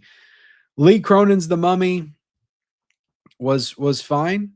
Evil Dead: The Mummy is what I call it. It's Evil Dead with that tries to be the mummy. It's okay. It's okay. I didn't hate it. There were some things about it that were pretty ridiculous, but it was fine. You know. Having the little girl be possessed in the house and everybody pretty much knows it, and it's like clearly there's something wrong with her, and people just refuse to do anything to like legitimately try to help her or help the situation was just stupid. The grandma like just kept getting closer and closer to her when she already like hurt her. It's just really they were just really dumb characters, just really dumb characters. Um, but there's some decent moments of horror, I guess. The Super Mario Galaxy movie, 31. It was okay. It was colorful and somewhat entertaining. 30 is Mercy with Chris Pratt. I thought this was pretty good. Not great. I enjoyed it. It was interesting. Kind of done in a little bit of a found footage style. And I thought Chris Pratt was pretty good in it. I thought Rebecca Ferguson, she was playing an AI character. She was fine. The ending was kind of stupid, but there were some cool parts. I appreciated the uniqueness of some of the filmmaking techniques. And the story was engaging. It kept me like guessing until the end. So I thought I liked Mercy. I saw it in the theaters in January. I think I saw it the same day as Return to Silent Hill. I feel like I made a video about both of them that day. All right, let me take a drink, guys. So I'm kind of halfway through. Let me read the comments a little bit. What are y'all saying? People don't understand the concept of review copies. Yeah. I mean, I get it, but yeah, they don't. They don't understand that nothing is free. Nothing is free. Now, that being said, nobody owns me. I say whatever I want about this stuff. All right. And if they don't like it, they'll just stop sending it to me. And there's been studios and labels that have. But at the same time, like if they send you something, you gotta promote it. You gotta do a video on it. You gotta take pictures and put it on Instagram. Like it becomes like a job. You gotta watch it. It becomes kind of a job. Supergirl 56, holy moly, I haven't seen it, but it must be it might be a little bit of hyperbole to put it that low, but I just saw it, so it's a pretty fresh wound. So yeah. Yeah, Supergirl was crazy bad. MK2 is terrible. Yeah, I didn't like it either. Disclosure Day, we'll get to that.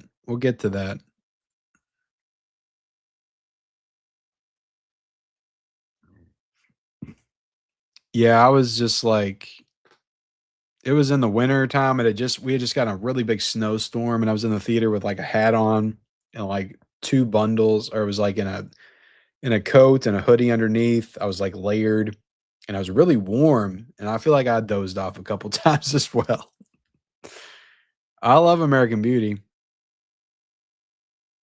I did know that about Steve. Yeah.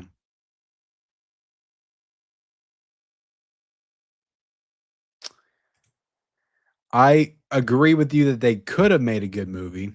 I don't know if it was in that movie, but they could have made one. Oh my god, when I did a short on that movie, I got comments for days. Days. It was crazy. They were coming at me in a horde. I was like, "Jesus." But, it's just this is my opinion. Calm down, guys. We don't all have to like the same things. It's okay. I'm already cringing at the list knowing you rated the new Silent Hill overlays. At least I didn't have it in my top 10, you know? Uh, it's really hard to rank stuff when it's just like, yeah, all these are fine. It's hard to say, oh, this one was a little bit more fine than the other one. Uh, yeah, I thought, yeah, I didn't really like Hokum. Yeah, I didn't like Oddity that much.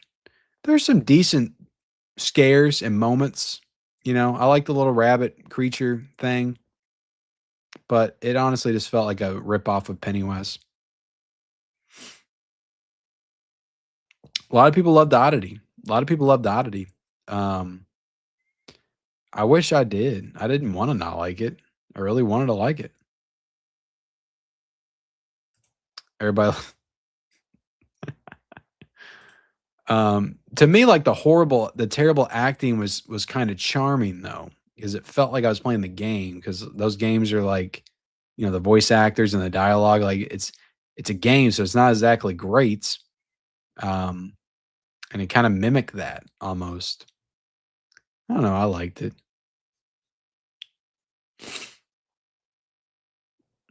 Is it strange? No, I mean, if you're not really like in the weeds with this shit like I am, then it's not strange.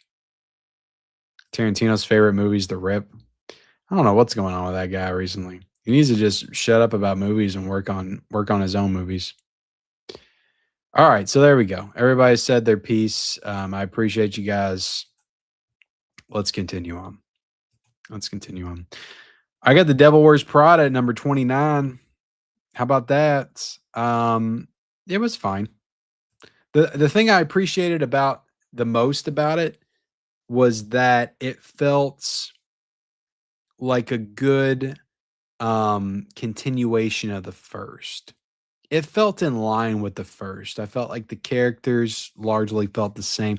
The big problem I had with it compared to the first one was Meryl Streep was just a little bit too toned down. She should have been meaner. She should have been meaner. Like that's the draw of these movies. That's why you're going to see them. But you know, that being said, everybody was pretty good in it. I like the look of the movie. It felt like I was watching a film in the theaters and not a movie that should have been on Netflix. If that makes any sense. But yeah, it had problems. It wasn't perfect, but I had a decent enough time watching it in the theaters.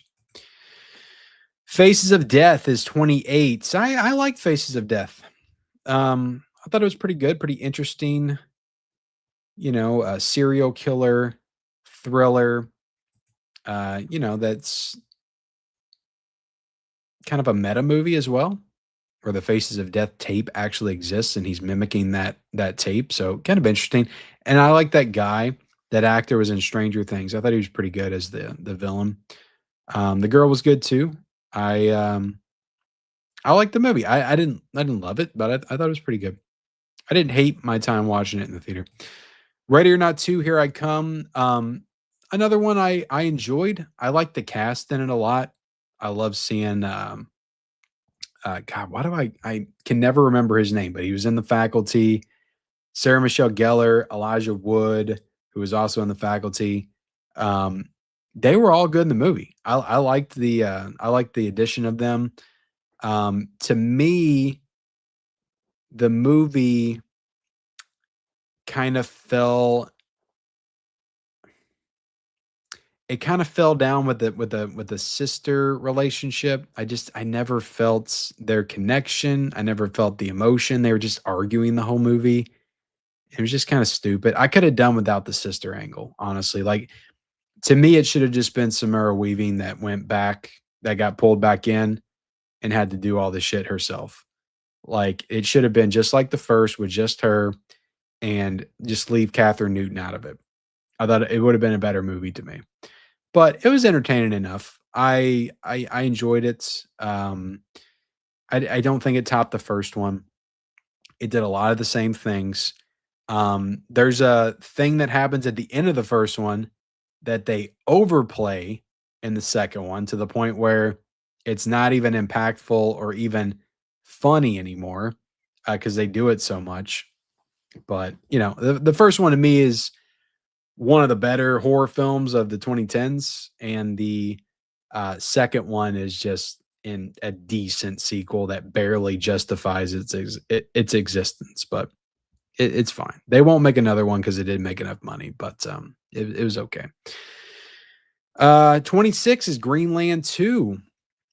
Talk about another sequel that barely justified its existence. That movie just felt like an epilogue of the first one. I really liked the first Greenland. The second Greenland's fine as kind of like a post-apocalyptic, um, adventure type movie, family trying to find sanctuary, trying to find their new home in this world that's come to an end.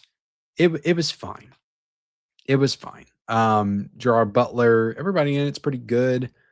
And yeah, I had a decent enough time. That was a very early 2026 movie I watched in the theaters. I remember my wife and I seeing it. And I had a decent time watching it. The Sheep Detectives. My wife and I just watched this on Amazon Prime the other night, and it was pretty good. As far as like murder mystery, talking animal movies, I had a good time. It was entertaining enough. Hoppers is 24. Pixar movie. Again, another movie I saw in the theaters, and I thought it was pretty good. I had a good time with it. Nothing terrible to say about it. I'm 40 and my kids are older, and these movies don't really have too much of an effect on me anymore. It was okay. I appreciate it for what it was. 23, guys. Scary Movie. That is right. Scary Movie. I did not have Scary Movie at in the 50s. I didn't have it in the 40s. I didn't have it in the 30s. I got it in at 23 because you know what? I had a pretty good time. I'm not gonna lie. I had a pretty good time. I laughed a few times. I thought it felt like it was pretty much in line with the first two, and that's what I wanted it to feel like. And they did a lot of jokes that called back to the first one, the first two. I appreciated that. If you're not a Scary Movie fan, and when I say fan, I don't mean you watched it one time and said, "Oh, that's pretty funny," and never watched it again. I mean like a real fan, like you watched it like 50 times. Like I watched Scary Movie more than I watched Scream. I love that movie, and I love the second one as well. After that, the Charlie Sheen, the third one, I wasn't into it, and I think I turned off 4, and I never watched 5. So I love the first Scary Movie. I liked the references and the callbacks. I'm not saying every joke was clever. I thought the least clever jokes were like the ones where they tried to go political. It just felt too forced and over the top. And also just played out at this point. It's like, who cares? It's just stop. But I love the Final Destination bit at the beginning. And I like how they did the same thing in this one they did with the first one. They just tore Scream 5 to pieces. Like it was just a direct spoof almost of Scream 5 while they were also, doing other stuff as well. But how can you not like Chris Elliott as Shorthands? Like, come on, guys, Shorthands. That stuff was hilarious to me. I was cracking up. I liked it. I get it if you didn't like it though. It wasn't great, but it was I had a good time. 23 Scary Movie. Maybe I should have put it in my top 10. 22's Undertone. I liked Undertone. Good spooky atmospheric horror film. The last 10 minutes had me on edge, creeped me out, and I felt like it was pretty effective. I enjoyed it. 22. 21 is Good Luck, Have Fun, Don't Die. That's a movie I really wanted to like. But I felt it was a little clunky, a little messy, a little bit too long. I loved the first like 20, 30 minutes way more than I did the middle hour. And then I thought the last 30 minutes where everything was just going crazy was pretty interesting, especially visually. But I didn't love it like I wanted to. I wanted to like it more, and it was fine. Good Luck, Have Fun, Don't Die. Some interesting stuff in there, some interesting ideas for sure. Crime 101, pretty solid crime heist thriller. I liked everybody in this. I thought everybody was good.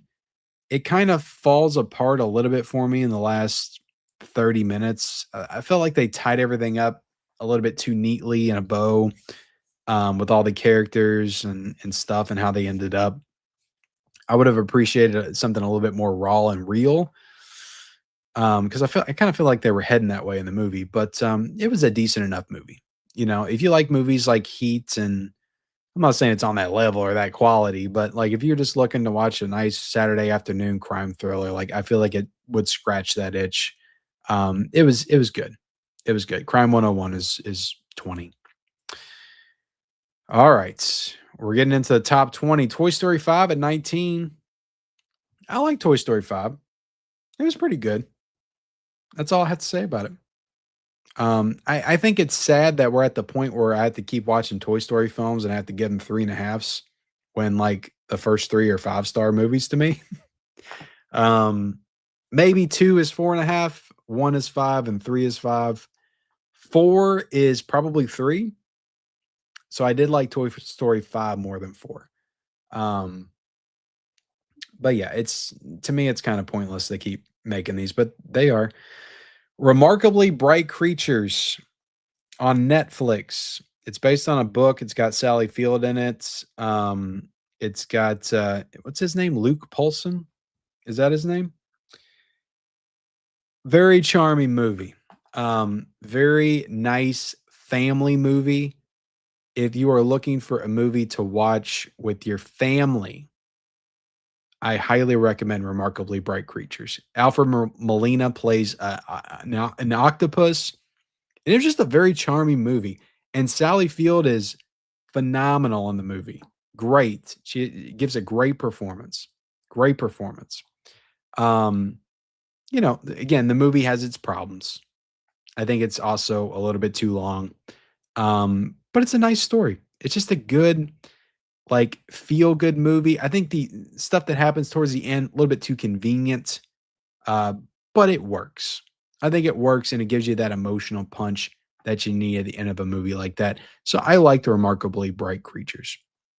Probably the best Netflix movie of the year, I would say. The Moments. This was a mockumentary, kind of in the vein of This Is Spinal Tap, based on real life performer Charlie XCX. I didn't know anything about her going into this. I think I knew a couple of her songs because they were pretty big hits years ago. But again, can't say I was a fan of her work, of her music. So I kind of went into this with that mindset. Actually ended up really enjoying it. I thought it was a pretty clever mockumentary. I laughed at certain things. There's a nice commentary there with involving like fame and trying to get to the next level while trying to maintain your integrity. And I enjoyed it. I enjoyed the movie. It's not for everybody. Probably most of the people.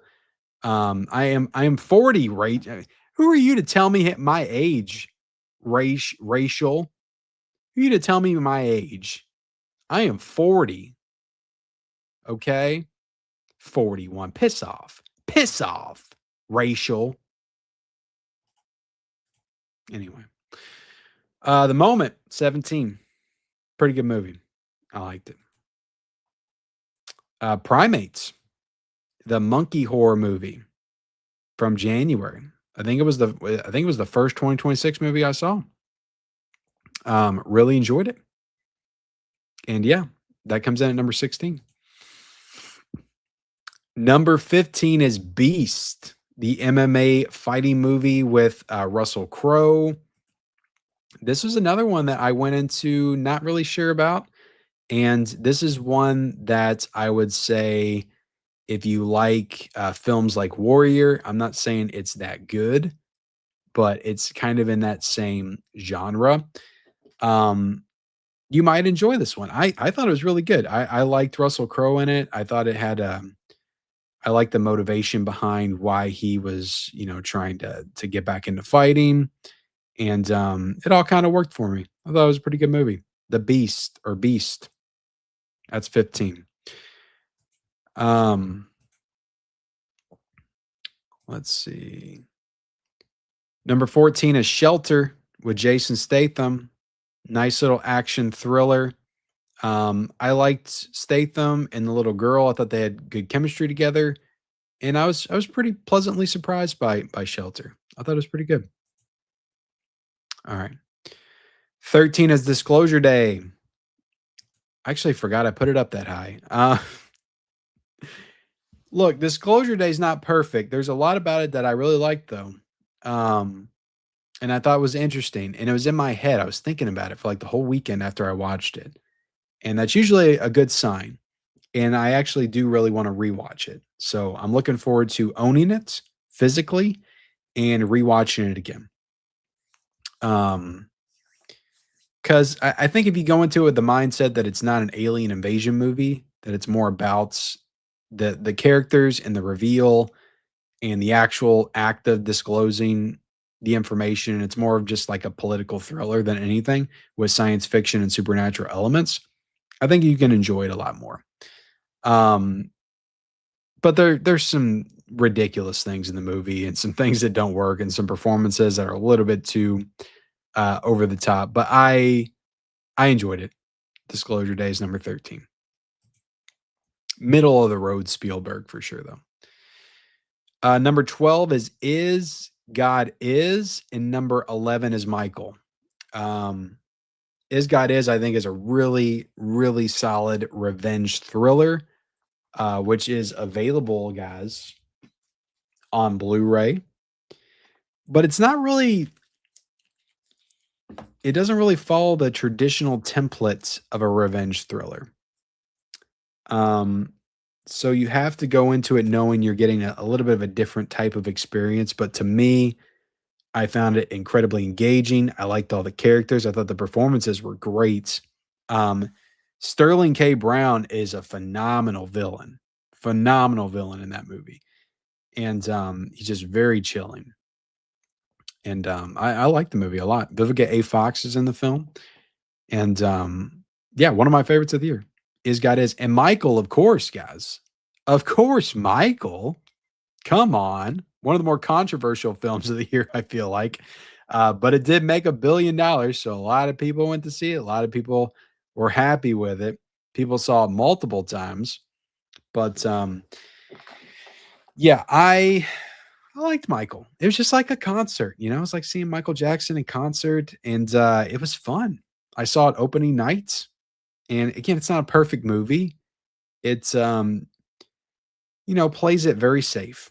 It plays it very safe. And that's the biggest criticism of it, but I still had a good time and I enjoyed watching it and I like seeing them replicate thriller. So that is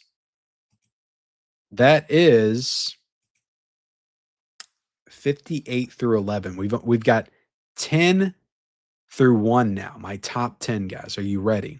Are you ready? Fiction of TV movie of the week. You could look at it that way for sure. All right, let me read some comments really quick. And we'll see what you guys are saying. If you guys know that I've seen a movie that I did not put on the list, let me know because I'm really afraid that I left something off that's like big. Because I almost let off Michael. Number 1 was not Scary Movie. No, it was not. Come on, give me a little bit more credit than that. 2026 blows, in my opinion. Well, that's something we could talk about. Do you guys think, based on my list so far, I think there's been a lot of mediocrity this year, for sure. But there was a lot that I was very entertained by, for sure. And usually, for me personally, the first half of a year is never going to be as strong as the last half of a year. Because we're going to get some really great prestige films towards the end of the year. I tend to gravitate towards a lot of those. I just feel like the better movies come out in the last half of the year. So I think compared to some other years in the past, the first 6 months of this year, we're pretty decent. Pretty decent. I mean, I've got my top 10's pretty good. Like, I'm happy with my top 10. My top 10, I feel like most of them are 3.5 to 4 stars movies. So that's pretty good. That's pretty good. I'm not even excited for the Odyssey, and I love Nolan. Well, that's a shame. You've been watching too many of those videos. Only December's is exciting Doom 3, Doomsday, and Werewolf. Werewolf, yeah. I did like the remake of The Running Man. I still haven't watched The Running Man. Do you think since Faces of Death was Shudder, we'll get a Vinegar Syndrome edition? Oh, it's possible. Maybe. Was it really Shudder? I feel like they announced a Blu-ray already, though. A movie for shy late devs. Operator ready or not, here I come. Yeah, he was good. He was good in the movie. Scary Movie sucked. Very Brave. I like Scary Movie 2. Scary Movie in the Big 26 is a no-go. Franchise should have been done at 3. Should have been done at 2, probably. I'm not a Scary Movie fan. Undertone wasn't scary, but had one of the best sound designs of the year. It did have a great sound design. So, there's a lot of big movies, guys, that we haven't talked about yet. We haven't talked about. You haven't seen Backrooms yet. You haven't seen Mandalorian and Grogu. I'm just joking. I didn't see that movie. Mandalorian and Grogu is not going to be on the list. Again, thought it was decent. Not a really decent movies. Good Luck, Have Fun, Don't Die. I'll always remember because it was my first movie. I watched it in Alamo Drafthouse. My wife and I drove up there to Indianapolis, and we saw Good Luck, Have Fun, Don't Die. And then the next day, we saw Wuthering Heights. And we went up there just to watch 2 movies, and those are the movies that came out that weekend. So yeah, I got to order food at my seat while I watch Good Luck, Have Fun, Don't Die. What an experience. I need to watch Caveat.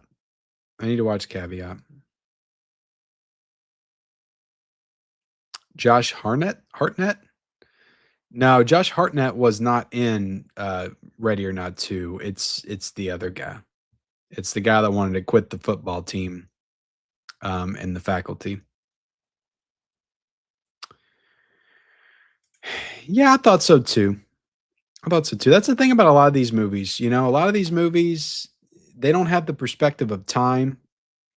Movies like Psycho Killer, like if it came out in the 90s and then Vinegar Syndrome announced tomorrow they were doing a 4K box set, people will be like, "Oh, I remember Psycho Killer. That was a pretty underrated a serial killer thriller from the 90s. I would love to get that in 4K." And they would spend $45 for the box set. But because it just came out, everybody just shits on it. So it's crap. That's just how it goes. Movies have to have time to develop their reputation, and their place in movie history. Takes time sometimes. What's coming out this year? VHS SCP. I didn't know that was the title of it. Okay. Citizen Vigilante. It might be. 1931 is a great year. I've seen a lot of movies from 1931. My favorite movie from 1931 is probably M. Fritz Lang's M. Maybe. I also really liked, was that the year Possessed came out with Joan Crawford?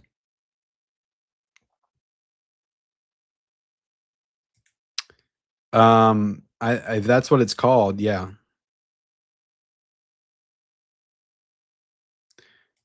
The real favorite movie was The Friends We Made Along the Way.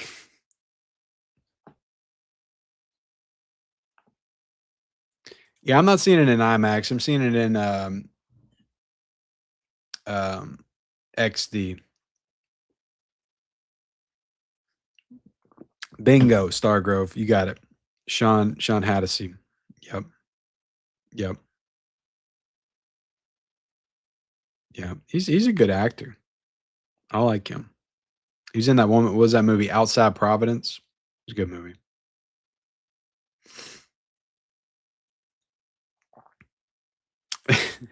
I didn't see Melania yet. I need to. Melania. Oh my god. Uh, Up, somebody's bringing up the Michael thing. I don't know what to say either. I don't know what to say. Um, it's tough. It's tough, you know. I just have I'm not one of those Michael truthers. You know, I'm not like, oh, he had nothing. Clearly, something happened. You know, where there's smoke, there's fire. You know, but at the same time, I blame the people that were around him and that enabled him and the parents of those kids. I probably blame the parents of those kids more than I blame anybody. Um, so it's just tough, you know. But I am one of those people that just has an ability to separate the art from the artist, and it's tough sometimes, you know, when you really think about it. But that's just how it goes. I don't know what to say other than that. I have not seen Minions and Monsters. I have not seen Minions and Monsters. But all right, let's get into my top 10 and then we're going to get the hell out of here. All right. Coming in at number 10. Some of y'all may not like this because this is another movie that deals with very controversial subject matter, but I'm not going to discuss that here because it's kind of a spoiler for the film. But I like the drama with Robert Pattinson and Zendaya. I thought it was a good drama with a very interesting premise and a hook that kept you wondering what the hell was going to happen the whole movie. I enjoyed it. The drama with Robert Pattinson, Zendaya, really good cast, really engaging dialogue and conversations. And yeah, me and my wife saw this in the morning, like a Friday morning, and we both really liked it. Both really liked it a lot. So the drama is my number 10. And again, I'm not going to go into spoiler aspects of the film. Coming in number 9, I've actually seen this movie. I've seen a lot of movies in my top 10 a couple of times this year. This one I rewatched with my wife the other nights, and it actually just only reinforced how much I like this movie. How to Make a Killing with Glenn Powell is my number 9. Um, there's things about this film you could poke holes in, but I liked it. I liked how it was not afraid to actually go for it with the premise and do it in a way that wasn't completely serious, but also a little tongue in cheek and a little humorous and comical at the same time. And for me, it just struck the almost perfect balance and had a nice tone to it. I like Glenn Powell. My only issue is that I didn't fully buy that he would be able to commit these acts, just the type of character he was, but also he had a lot of motivation to do what he did. So it kind of made sense. It's just the way that the character was portrayed by Glenn Powell. Not that he wasn't good, but it wasn't completely believable at all times. And yeah, I just liked it. I just like the story. I love the ending. I love the ending. I feel like the movies kind of make or break whether the ending works for you or not. If you're somebody that likes traditional, just regular movie endings, happy endings, that's not what this movie is. Um, but you get Ed Harris in the film. I love Ed Harris. He's got a great part to play in the movie. And yeah, I mean not a great film. I don't see this being on my top 10 at the end of the year, but I really enjoyed it. I've seen it twice and I enjoyed it both times. So yeah, number 9 is How to Make a Killing. Number 8. Let me take this off for a second. I'm going to build some suspense and some drama. Number 8. Number 8. Just rewatched this a couple of mornings ago. Saw this in the theaters. I liked it quite a bit, but rewatching it at home, I almost loved it. And that is They Will Kill You with Zazie Beetz. Uh, Pretty much like the same plot as Ready or Not 2. Pretty identical. I mean, there's some differences, but um, similar storytelling, um, things with her and her sister and her trying to protect her sister. It's just different circumstances, but it's kind of similar. Uh, but this movie to me was just really cool. Very interesting style and direction. It's, definitely a throwback to like old school, almost like samurai action, um, kung fu style, sword play, and I don't know. I really enjoyed it. It's got a real like unique style that also feels very derivative of a lot of different types of filmmaking styles, but it all works very well.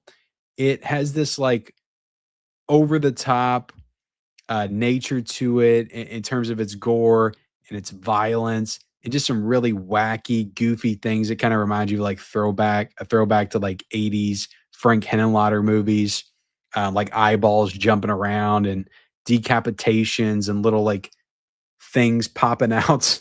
it's just it, it's it's a fun movie. It's just fun from beginning to end. And I think Zazie Beetz is super believable as a badass. I'm not saying she's on the level of Uma Thurman and Kill Bill, but like she's up there. She could maybe compete. I would love to see a movie with both of them like fighting each other. Um, she's just great. She does she's just believable. All the action and the violence, and it's a great cast with Heather Graham and Patricia Arquette, and um, I think it's got one kid from Harry Potter in it as well.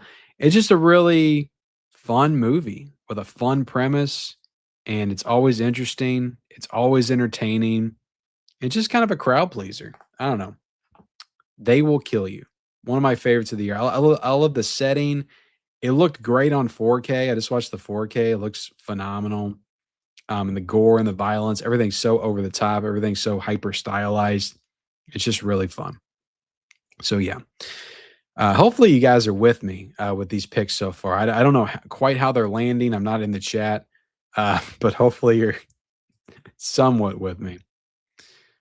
All right. Oh, you guys aren't saying much. You aren't saying much out there. Okay. Next up, coming in at number 7, 28 years later, The Bone Temple, guys. The Bone Temple. So, this was in my top 5. It was in my top 5. I still liked it when I rewatched it, but it didn't have as much of an impact when I rewatched it. And I don't quite know why that was. Maybe because I think the best parts of this movie is the last 30 minutes. The character interactions between Ray Fiennes and Jack O'Connell are great. All that stuff works for me. I love again, I'm not going to spoil the movie, but there's some scenes towards the end that I really love. And yeah, I am not a huge 28 Days Later fan or franchise fan. This to me is the best of the franchise. The best of the franchise. It all works for me, and mostly because of Ray Fiennes and Jack O'Connell's performance. I think they're both. Jack O'Connell's like one of the best villains in this movie as the leader of the Jimmies. I think he's great, and Ray Fiennes is phenomenal as well. So 7 is 28 years later, The Bone Temple. Number 6 is Backrooms. I liked Backrooms quite a bit. I did not expect to like it that much. I thought it was going to be more of a gimmick movie, but there's actually some substance here to dig into. And I enjoyed it. It just had great visuals. Like there's moments and ways that certain scenes are shot that are very Kubrick-like. Again, not putting Kane Parsons on the same level as Stanley Kubrick, but he was definitely mimicking some Kubrick stuff in this movie.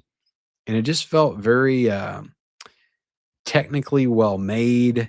There's some moments that really stand out, and some in particular, like some real like horror moments. When the movie turns into like full on found footage for 20 minutes, I freaking loved it. I just completely marked out for it. Um, but when it's not found footage, it's doing some other really interesting things with the camera and moving around. I loved some of the scenes at the ends, like they actually go for it. It's really crazy. And I could get why some people would be turned off by by the last like 15 minutes, but for me it all worked. It all worked. The stuff that didn't work for me was more just like the regular standard character stuff, with him and the actress that was in Sentimental Value, Chiwetel Ejiofor, and I forget her name. They're both great in the movie, like great actors. Like you get great actors to be in a movie like this, they're going to deliver great performances. But some of that character work just felt a little bit undercooked. Some of the dialogue and stuff, and not really 100% necessary. But yeah, Backrooms, I liked it. That's number 6. All right, we got 5 more to go. Number 5. Nirvana, the band, the show, the movie. I had a hell of a time with this movie. Thought it was very fun, very smart. I loved how they pretty much just ripped off Back to the Future the entire movie, but it's based in 2008. A lot of 2008 references and nostalgia that I appreciated. That year feels like it could have been 30 years ago or like last week to me. Uh, it's so weird. But yeah, I wasn't familiar with these guys really. I'm not familiar with the web series. I had no previous knowledge of that, but I just really enjoyed the movie. I thought there were some really creative things they did, and I thought it all worked. Thought it was all fun and entertaining. The comedy was there. Everything worked. I enjoyed this movie a lot. And these are the same 2 guys that did The Dirties, and they were both, really, really good in that movie. And I think the guy with the hats and the brown coats, the light brown coat, directs it. I think he's the director. But yeah, fun movie. Just a really fun movie. I enjoyed it a lot. Nirvana, the band, the show, the movie. Coming in number 4, this is where it may get controversial, guys. It may get controversial. Obsession comes in at number 4 on my list. I liked Obsession a lot. Parts of this movie reminded me, just like the tone and the vibe, just reminded me of It Follows. And I really do feel like it's a movie that will probably grow on me over time when the hype wears down and I can just better judge and assess this movie like as an actual film. Um, I think it's a movie that's going to live on in the culture for a very long time. Obviously, a very impactful film, and it's going to be a very memorable film from 2026 just because of the cultural relevance and the box office and just all the stories that it spawned. And it's definitely going to live on. But I'm more interested in how the film is going to age as we transition and get through all that and think about this movie and what it means in like 10 years. I think it could have a pretty strong legacy. I think it could also be a movie that we're like, yeah, that was the thing, but the movie's not really all that good. Could be that too, but I enjoyed it. As of right now, it's my number 4 of the year. A lot of really effective horror thriller sequences, and I like the story, even if it's pretty pretty reminiscent of a lot of stuff that we've seen before. But I thought Curry Barker made it his own, put his own spin on it. He did a really good job directing. All the performances were really good, and I enjoyed Obsession. It's my number 4. Number 3, Project Hail Mary. This is where I feel like it's gonna be a little controversial because everybody was saying that this was their number 1. But come on, guys, it's in my top 3. This is just a really nice, feel-good, crowd-pleasing movie, and I do appreciate those films. I like them. I did think the movie was a little bit too long. Little bit too long. A little bit self-indulgent in that way. But also it's another film that I feel like is gonna live on for years, and it's gonna have a legacy, and we're gonna look back on it and reassess it, and, maybe it'll work. Maybe it'll work, and maybe it'll stand the test of time, or maybe it'll be another movie that's like, "Yeah, that was a thing that happened, Project Hail Mary. We all liked it at the time, but now it just hasn't aged that well." But I do think that this movie's got enough to kind of take it through, multiple years and generations with the relationship between Ryan Gosling and the Rocky character. And there's some fun stuff in this movie that I think will age pretty well. And the visuals are incredible, and it's just very well directed, very well acted. And yeah, I didn't really have like too many issues with it. I thought it was a good time. Good time, nice space adventure movie. There was stakes there, and I enjoyed it. It's number 3 on my list, guys. Come on, give me a break. Number 2, this is where I may throw some people off, but I have to give this movie a little bit of credit. I have to give this movie a little bit of credit because I don't feel like a lot of people are talking about it. And to me, it's like maybe the best, even though I haven't played the game that this comes from, it might be the best video game adaptation I've ever seen. And that's Exit 8 is my number 2. This movie this is 100% a horror film, but I just loved it. I really did. Or I'm sorry, I really liked it. I said earlier I didn't absolutely love everything, um, or anything this year. But I really I close to love this movie. I did. I loved how it really felt like you were playing a video game. It to me, like it made watching the movie felt like you were playing the game. I love how they just kind of blended the two together because it felt like a gaming experience, but it also felt extremely cinematic at the same time. And to me, it was just perfect the way they structured it. It was always interesting. It was always engaging. I was always on edge. I was horrified in parts. I was tensed up in other parts. I was constantly wondering what was going to happen next when they walked around that corner. And I just thought it was really interesting and creative and always kept you guessing.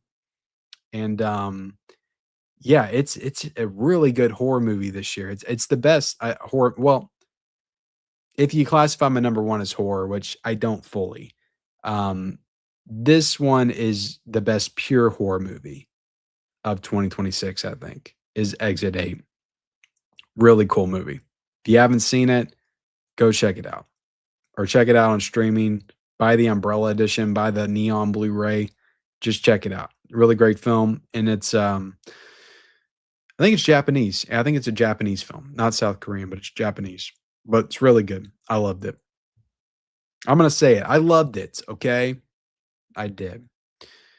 All right. Next up, my number 1. You guys probably know what this is. I've said it several times already. But my number 1 is Send Help. And it was my number 1 when I saw it in the theaters. I was like, I love this movie. It's the best I've seen all year. And it's just remained that because nothing else has come out and surpassed the fun I had watching this movie in the theaters. I just had a hell of a time watching Send Help in the theaters in late January. It's a freaking January movie. It's a Sam Raimi movie. It was great to see him back doing all the Sam Raimi things. There is some bad CGI in the movie in parts. There are some, you know, goofier moments that don't quite work on the rewatch, but I still think it's an incredible amount of fun. And I just love seeing Sam Raimi back doing his thing. A nice new original movie. I love Trapped on an Island movies. I love the power struggle dynamic. Like I said earlier, just the whole worker that's been taken advantage of constantly, overlooked for the promotion. Like that type of stuff has resonates with me, just from like my previous experience and things that I've dealt with in my personal life. And it all just works. It all just works for me. And the character of Linda Little, I just thought was a great character, played perfectly by Rachel McAdams. Dylan O'Brien's great in the movie, and they just got great chemistry, great dialogue, and interplay with each other throughout the film. And I was just a fan. I enjoyed it. And until something comes along and just really blows my doors off, this is going to remain my number 1 of 2026. Send Help. There you go, guys. That's it. I ranked 58 movies. How do y'all like that? Let's go over my top 10 again. Number 10, The Drama. Number 9, How to Make a Killing. Number 8, They Will Kill You. Number 7, The Bone Temple. Number 6, Backrooms. Number 5, Nirvana, the band, the show, the movie. Number 4, Obsession. Number 3, Project Hail Mary. Number 2, Exit 8. And number 1 is Send Help. There you have it, guys. What do you guys think of my list? You guys want to comment anything? I haven't seen the Plague yet. I need to see it. All right. The Hangover scene in Nirvana is the band is funniest scene here in any movie. Yeah, the movie is. I honestly want to rewatch it. Yeah, it was off the rails.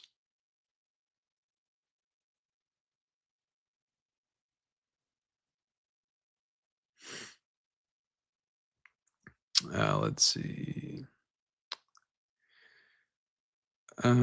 Yeah, I mean, I would say Bohemian's better than Michael. To me, it is just a better movie.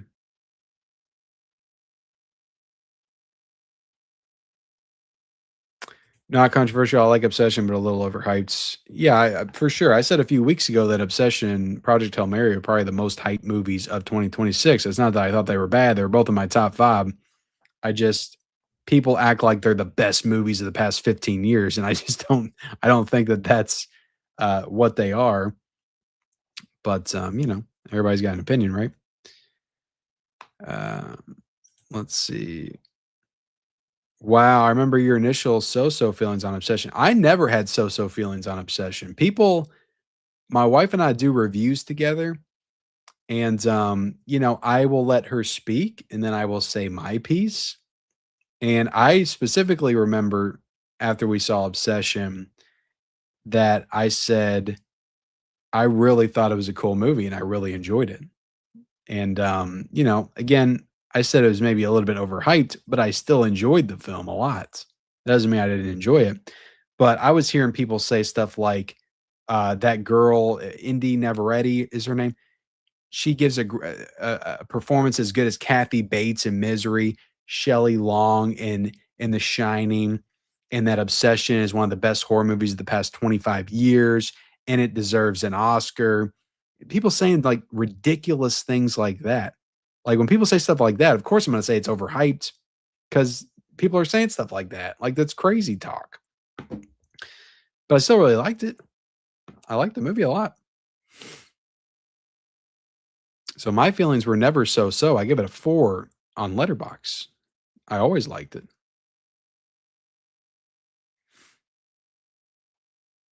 But my wife was critical of it. Exit 8 was cool. Definitely see it, man. Definitely see it. I'm glad you got to see it in the theaters, man.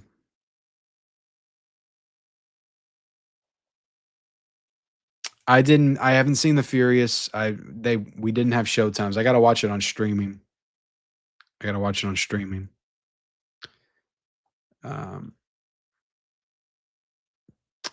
Yeah, definitely. I think every one of my top 10 is worth a watch. Every one of my top 10 is worth a watch. It's a strong top 10. Some good movies. So yeah, overall so far, it's been a pretty decent year for movies. I wouldn't say it's been a great year. I would struggle to say it's been a good year. Maybe a good year, an okay year. There's been some good stuff for sure. There's been some good stuff. Still a few movies that a lot of people love that I haven't seen. So yeah, Jordo's saying that Furious. I need to see the Furious. I know that probably would have made my top 5 or something if I saw it. But there y'all have it, guys. I've been on here for too long. I did not intend to go 2.5 hours, but that's how it goes. Thank you all for joining. I appreciate you. Like the stream if you haven't already. Comment after the stream. Give me your thoughts, some of your favorite movies of the year so far. And yeah, guys, I will see you all later.